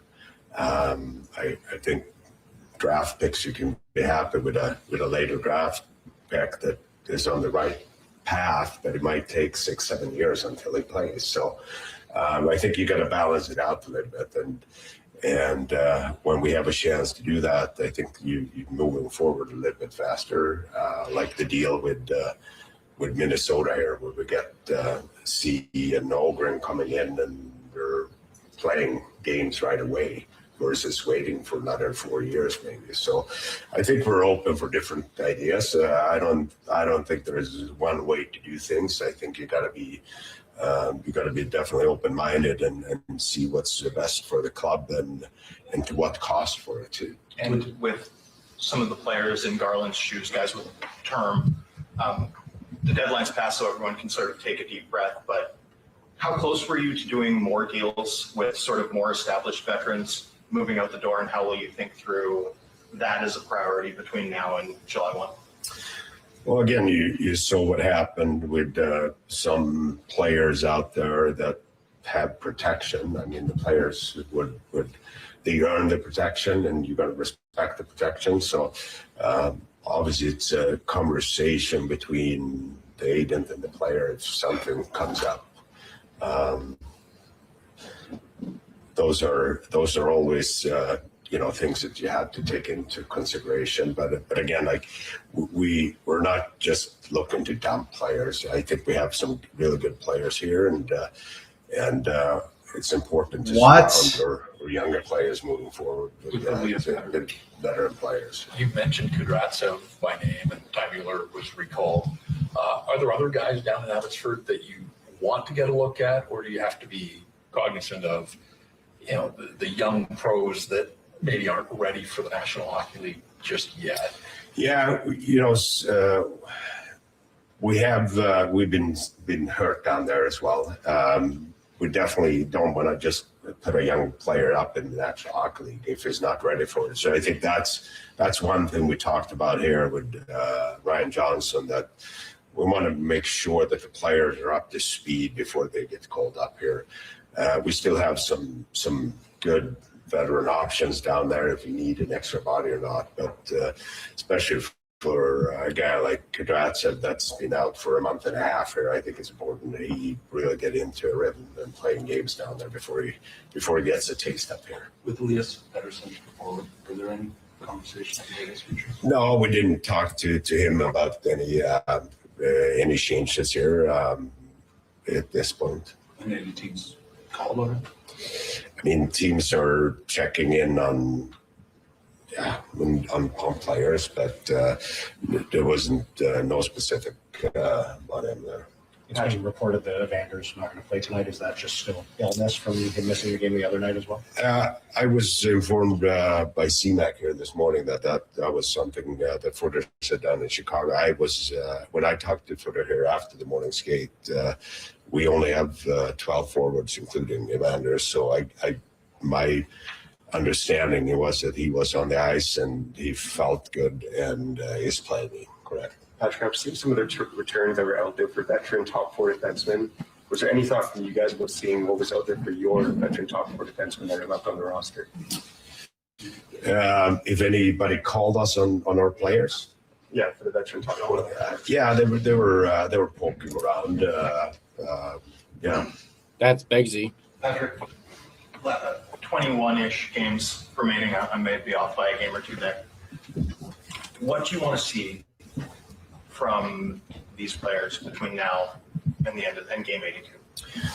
As I said the other day, I want to see more fight in their game. I want to see attention to details.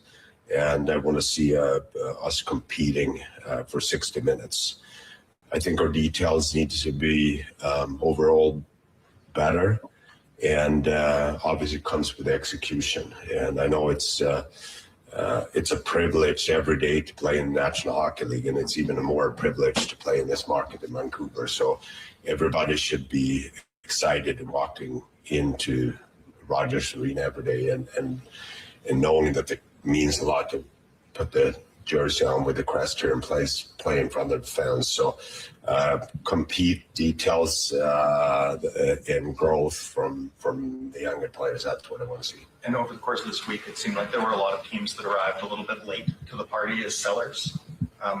When that sort of happened, teams like Toronto, Nashville, Washington Capitals started to get involved.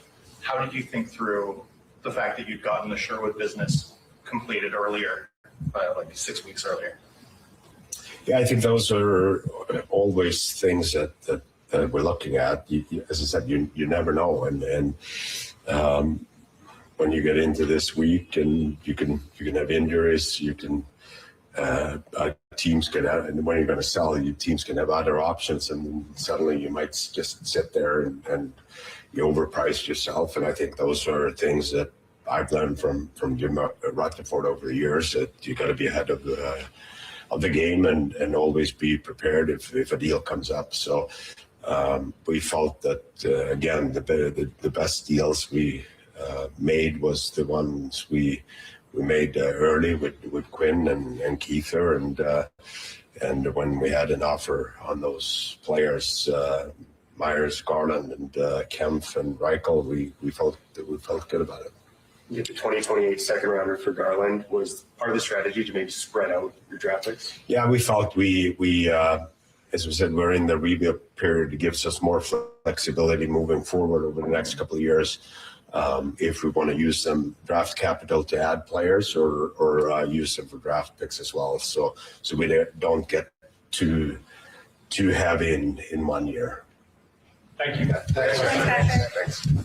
All right, there's Patrick Alvin speaking to media today at Rogers Arena after.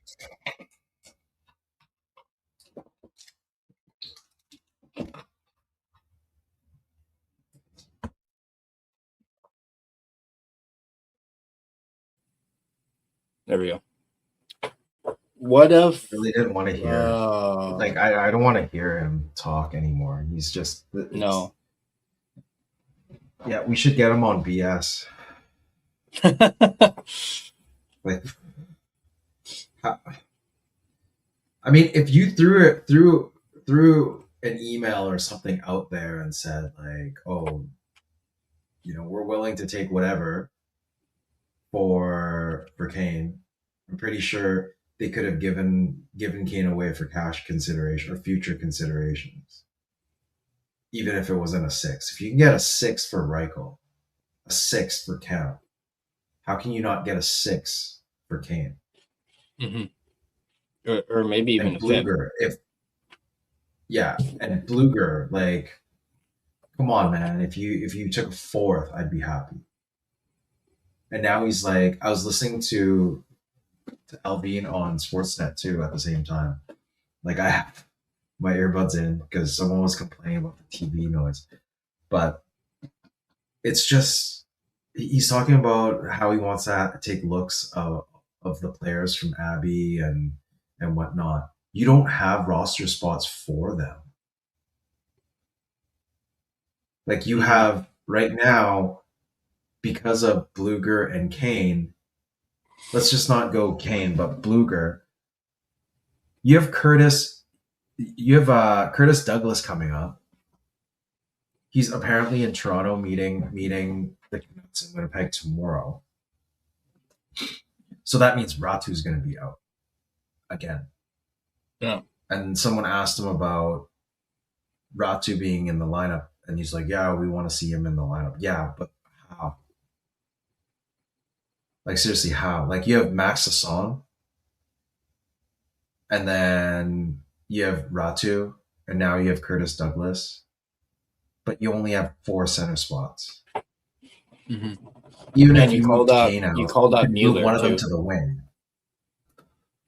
Like, this is such terrible asset management. Like, I don't understand. Like, I don't understand why this clown is still like GM. I'm sorry to say. He's not even really the GM. He's just on the surface. He's the GM, but we all know who the real GM is. It's Jimmy. No, but you know what? Like, I was saying yesterday on last night's stream, I was saying, you know, they messed up on Suter last year. Mm-hmm. And they messed up on, you know, they didn't want to re-up Kiefer Sherwood in the offseason because they were snake bitten with the Dakota Joshua contract. Okay, I get that. And they had no offers for Besser or Suter at the trade deadline. And they lost Suter, circled back on Besser.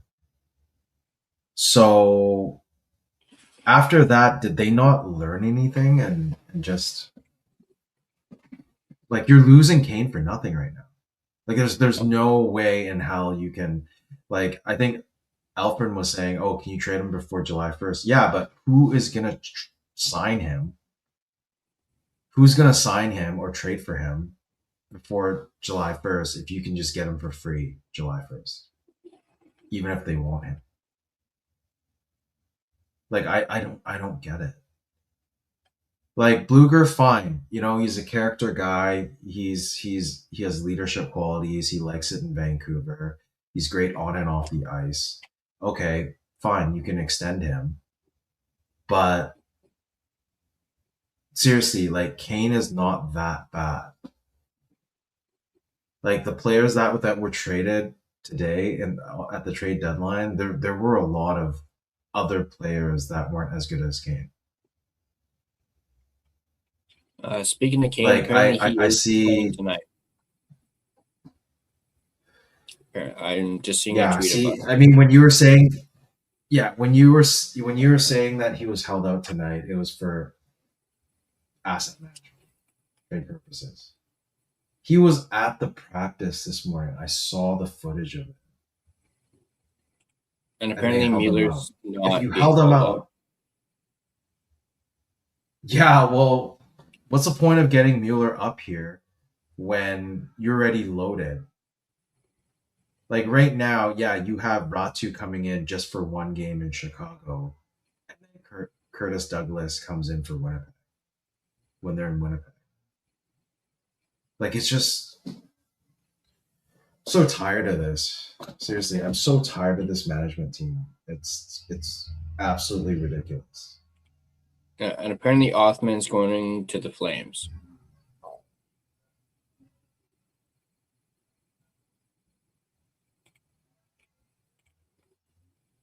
From the Rangers to the Flames. I guess that was maybe a last-minute one. But yeah, Kane is playing tonight. Mueller's not called up. Seeing if there's anything else. Yeah, like this right here, Ryan Thompson. Yeah, no one wanted Kane because he's a bad rep in the league. Yeah, he's bad. So does Perry, man. Corey Perry has a bad rep.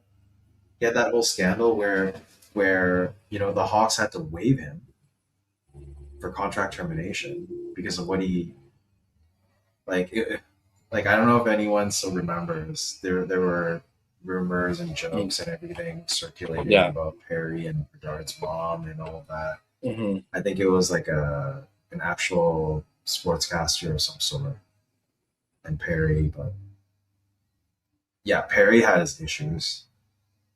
Just because Perry will get you to the seventh game of the Cup final, that's why he gets a second round pick. Like, come on, man. Like, this is. Yeah, I'm really deflated from this. Erwin, you're correct. They said that earlier, but now Alvin himself has said Kane will be in the lineup tonight. So it's coming from Alvin that Kane will be playing tonight. But yes, the media did report earlier today that Kane was out. But that is no longer the case. And I really like this from Big Brain. Showing off his big brain. Shouldn't it have been a red flag that no one other than Vancouver was interested in Kane at the time in the summer? And so should it be a shock that the interest level was low, if not non-existent? Hit the nail right on the head. You didn't hear anyone else interested in Kane in the offseason when we traded for him. They did Edmonton a solid. Mm-hmm. They did Edmonton a solid, took on that cap space, and like, and what did it come? It was at the expense of Podkolzin. Mm-hmm. Like the Canucks trading away Podkolzin for a fourth, and then trading that fourth for Kane. You know, yeah, fourth didn't mean anything, but are they looking at it from a standpoint that, yeah, we just traded away, like from Alvin's perspective or point of view, he got 4 first rounds for Quinn Hughes. So you traded a first round pick, a top 10 pick in Podkolzin for a fourth. And then you traded that fourth back for Kane. So if we're looking at the scheme of things, so you traded a first round pick for Kane. And now you lose him for nothing. Like, how does that make any sense? Like, why the hell would you do that? Like, even if you can get a fifth, a sixth, a seventh, future consideration, whatever, get them off your books and have a roster spot for one of the kids. And secondly, with the cap space that they got back, so Garland's 4.95, that was gone. Kiefer Sherwood's, what was it? 1.5. That's 6.5 or 6.45 minus Camp's 1 million or 1.1. You're at I'm so sorry. You're at like 7-8 million. Yes. And then Lucas Reichel. Yeah, you're at $9 million right now. You could have went and reached out to Montreal and be like, yo, we'll take Laine off your books and you give us a pick. I'm sure you could net at least a third for taking Laine's like salary off the books for them, if not a second. Like how do fans know all of these things and you're a goddamn GM that gets paid big bucks to manage this team and you aren't doing shit? Mm-hmm. And this is now 2 deadlines in a row where he hasn't pulled the trigger, or that he's had the excuse, we had no offers. Because he said this last year too with Besser and whatnot, and the UFAs last year. He said the exact same fucking thing. No, there were no offers. Actually, no. He got offers for Besser, but if he told everyone what the offer was, he'd get run out of the room.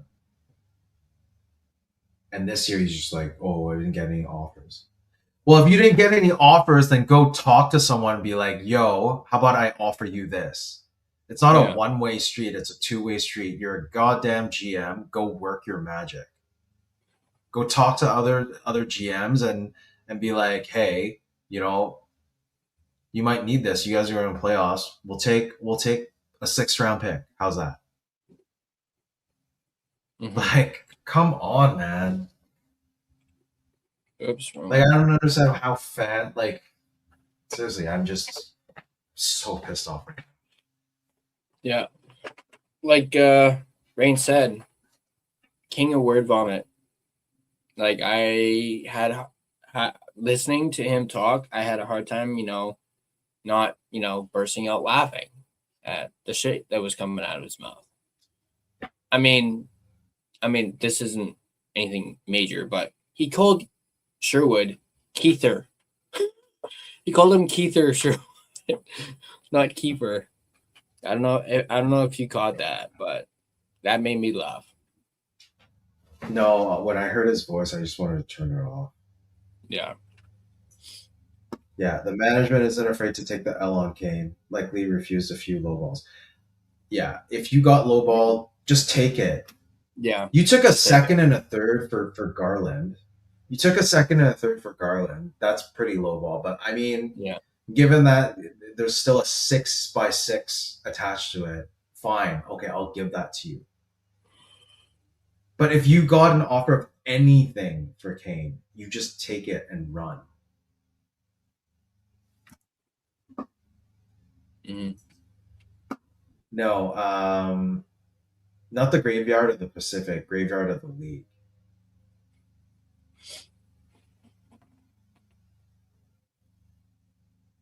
I would much rather be lowballed than go out and say they didn't get any offers. We ran out of time. Such a bonehead Benning move. Like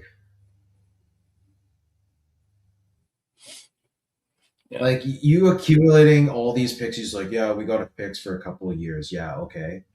You got 6th. You got a second in 28. And it's not going to do us anything. Just to show us that we're rebuilding. You're actually rebuilding, not on a hybrid, and actually rebuilding. Yeah, then send away your veterans. If you can send out Garland, why not send out Kane? Why not send out Bluger? You don't necessarily need a Bluger. You can get the draft picks. If you're so high on draft picks, might as well get more draft picks. If you like Bluger, like I said, go after him July 1st. Or there's other players on the market July 1st.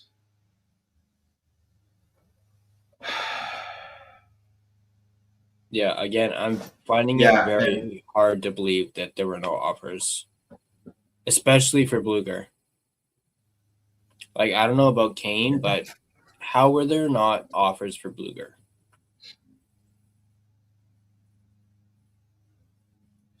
And there were like people that were saying that Doc, people called on Doc too. Yeah. I mean, come on, if someone, yeah. Yeah, I'm watching the TV right now, and there's a commercial for Basalt Motors.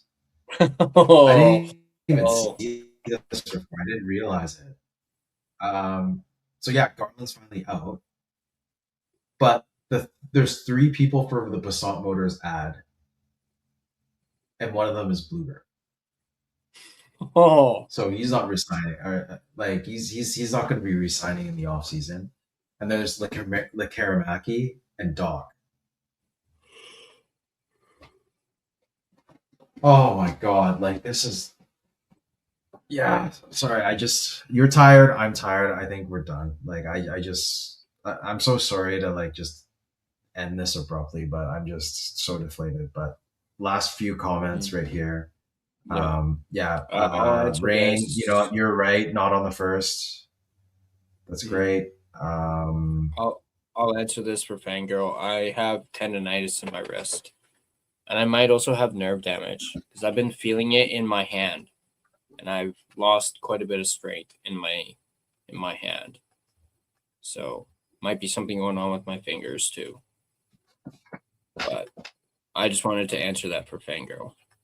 But we'll do a couple more comments. He's using his fingers too much. Yeah, he's been fingering too much.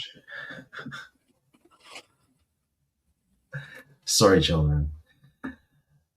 Yeah, there was one that sorry, not sorry.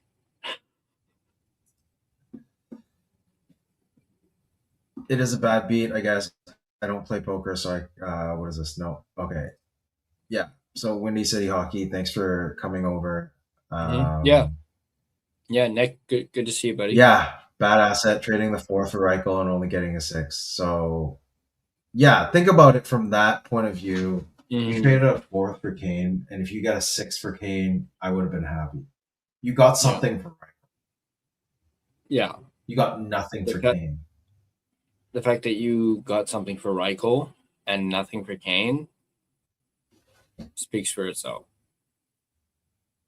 And there wasn't the problem is talk about Reichel in the lead up. Yeah, it was he wasn't utilized correctly. No. But I don't know.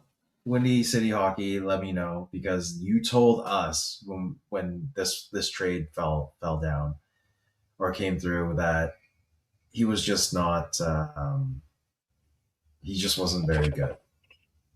And if he was utilized better, then maybe, right?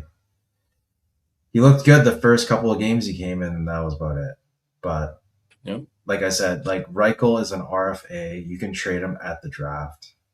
Kane is not. So why wouldn't you have traded Kane away and kept Reichel and then traded Reichel at the deadline? Like Reichel, like I said, I watched the Olympics and he played very well. And at least you got something out of it, right? But Kane, man, seriously. I think Bluger, it was 1 foot in, 1 foot out kind of approach. If it isn't a hell yes, you have to take it as a hell no. Yeah. I'm pretty sure teams were interested. They probably came in and offered the Canucks maybe a 4th, a 5th, and they're like, no. So now they have to extend him. And if they don't extend him, then fire the management. Seattle's team came together, so it's an example from our southern neighbors. Yeah. Anyways, Tyler hasn't slept. I slept only a little bit. I'm really just super disappointed in this trade deadline. Super deflated. I don't have any more words, and I don't want to give you guys word vomit. So we don't want to give you guys give you word salad, as Russell likes to say with Adam Foote. Word vomit, word salad. There is a difference between the two. Adam Foote gives you word salad. Alvin gives you word vomit. And we still have a post game to do later, so maybe I can try and sneak in a nap. But just quickly go through these comments. Mouse hand. It's actually not my mouse hand. It's my left hand. Just so you guys know. So it's my non-dominant hand that is giving me issues. So he can still anyway. Whoa. Ready to see the first official tank off tonight? Oh yeah. Yeah, excited. Blackhawks. Yeah. You got to do your sponsor read, and I'm gonna do Bedard for a point tonight. Yeah. Actually, no, Bedard for a goal tonight. Yeah. Thank you for reminding me of that, by the way. But Nick, if you want, feel free to stop by later for the post game. In the comments in the chat. No, actually, Nick, do you wanna come on post game tonight? Since it is against the Hawks. Or we could do that. Or we could do that, yeah. You'll be totally. Yeah. And then we could do like a 3-channel stream kind of thing. And then you can talk about the Hawks, we can talk about the Canucks. I think that would be pretty fun. So let us know in chat. Let us know. Do you follow Nick, Tyler, on any socials? Good question. Let me double check that. Because if that's the case, might as well just reach out to Nick and see if he wants to do it. But what I'm worried about is Nick actually going to the game, and it's going to take him 2 hours to get home. So it would be late. But while you do that, I want to highlight another one. Yeah, chef would understand about using everything in the cupboard, and our chef is just a noob, so he probably doesn't know how to use them. Overvaluing our players as usual. Yep. But for Garland, they didn't. So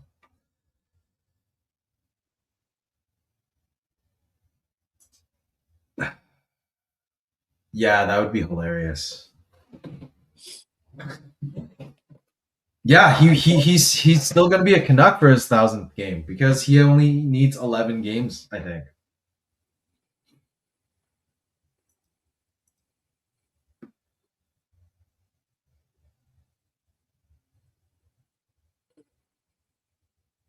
War wonton. Okay.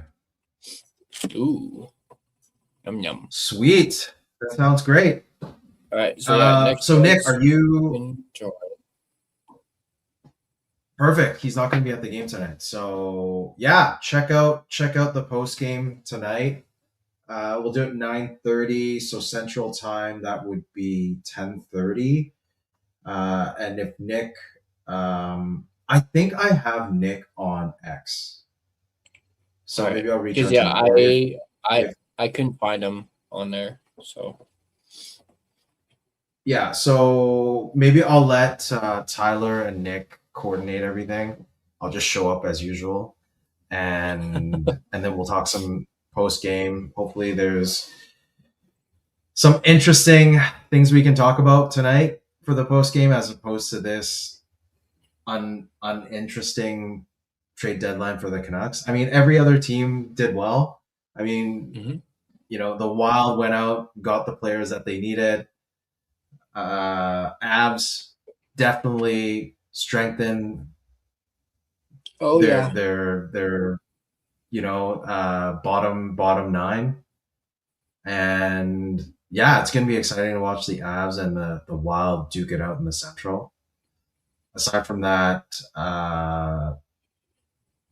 who else was a big winner this trade deadline? Isles, yeah, the Isles. The Ducks. Yeah, so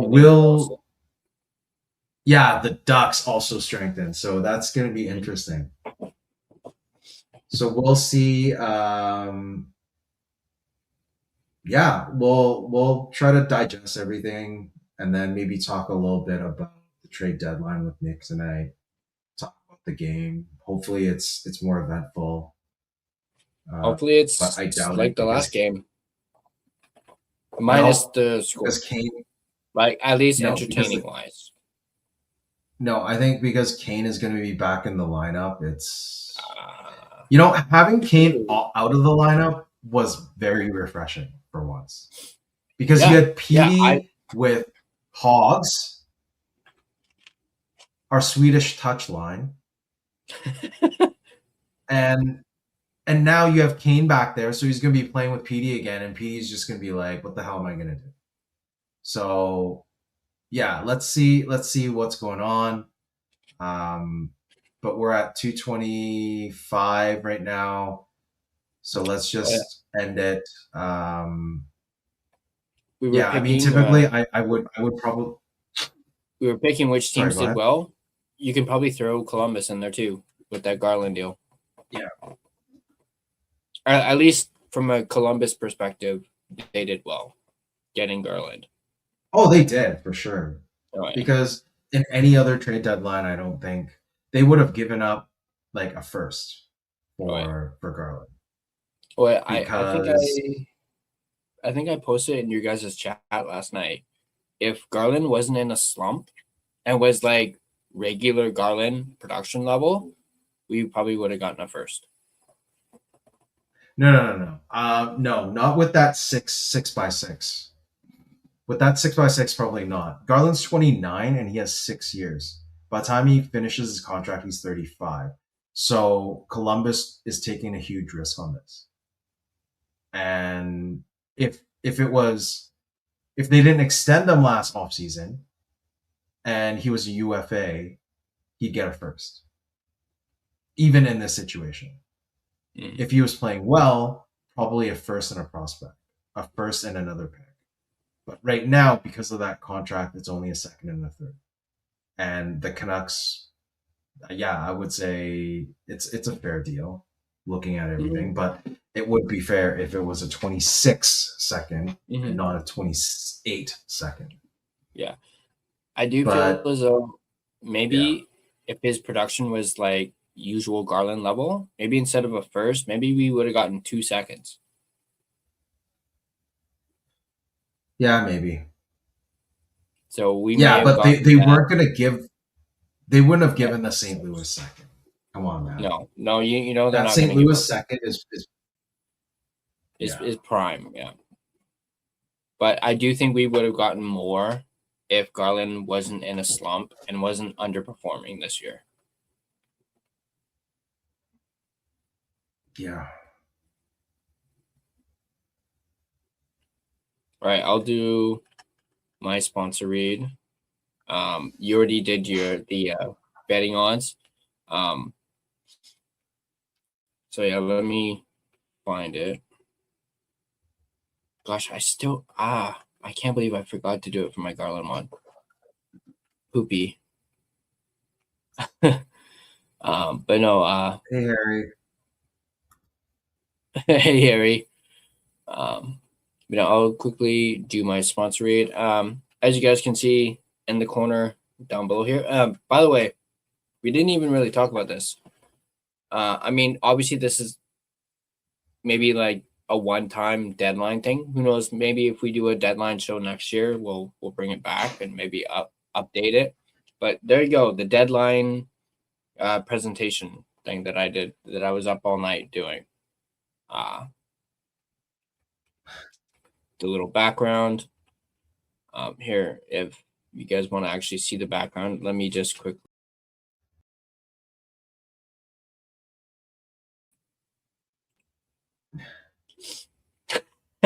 Anyway, as I was getting to, as you guys can see down in the bottom, presented by DraftKings. So give a shout out to DraftKings. The crown is yours. And also, they're a official sports betting partner of the NHL. DraftKings Sportsbook, an official sports betting partner of the NHL, is built for the fastest game on ice. With player props and live betting, every shift, every shot, every save gives you options to get in on the game with DraftKings Sportsbook.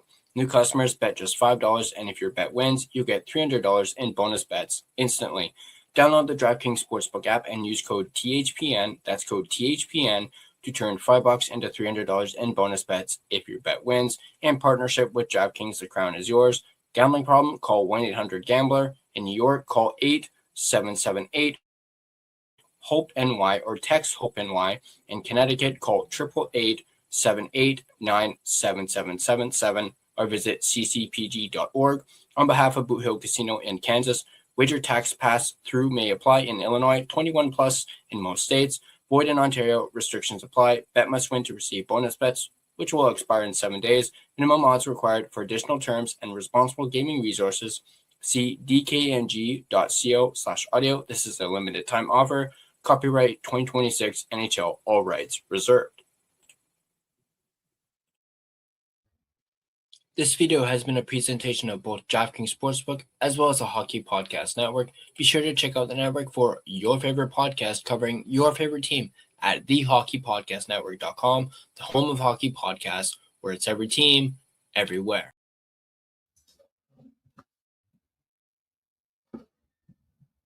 All right, there we go. I won't do my long-winded outro because it's on both.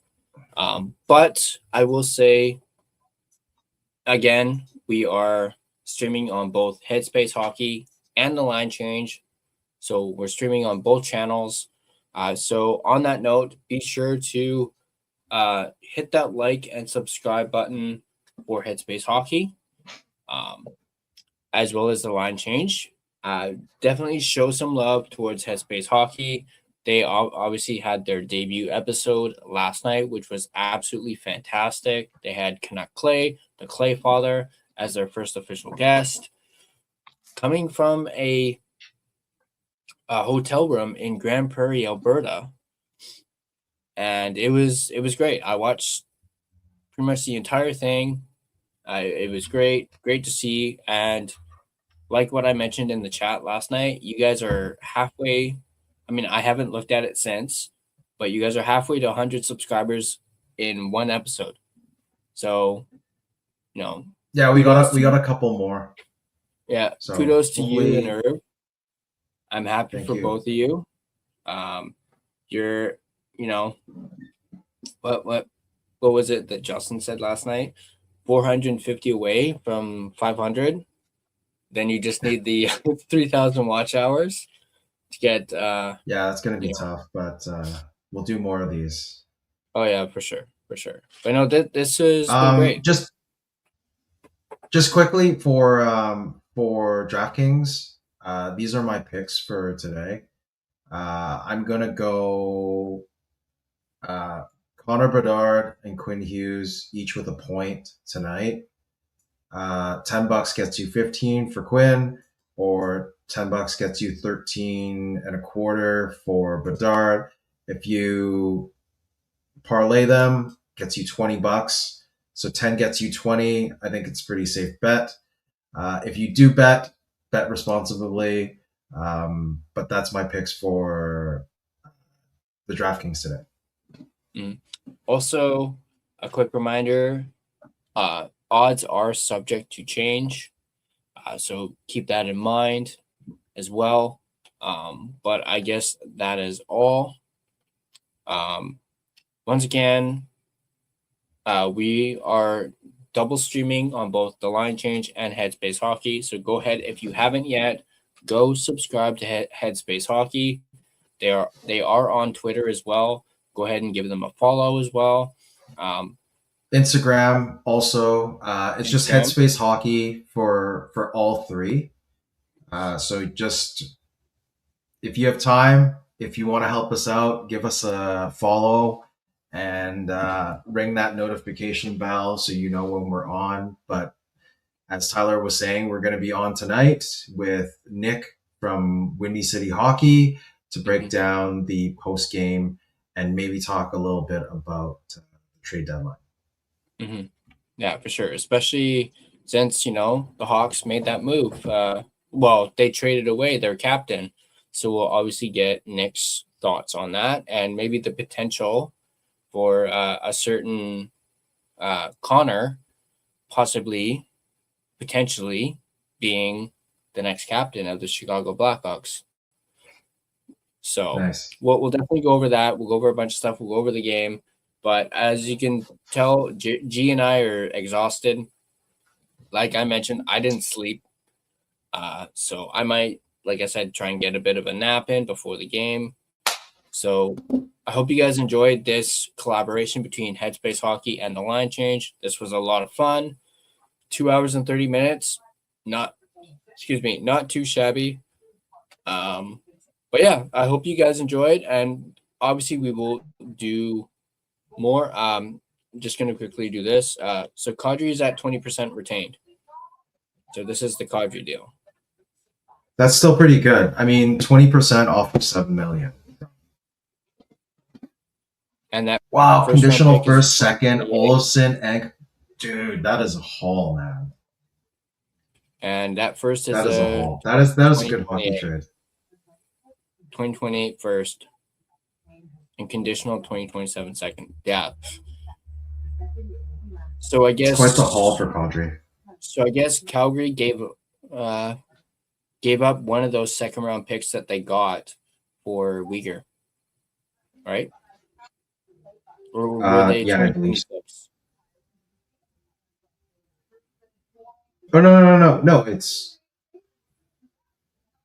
no, because it's Kadri 20% retained and a fourth, and then they get the conditional first, second, Olofsson and Karen.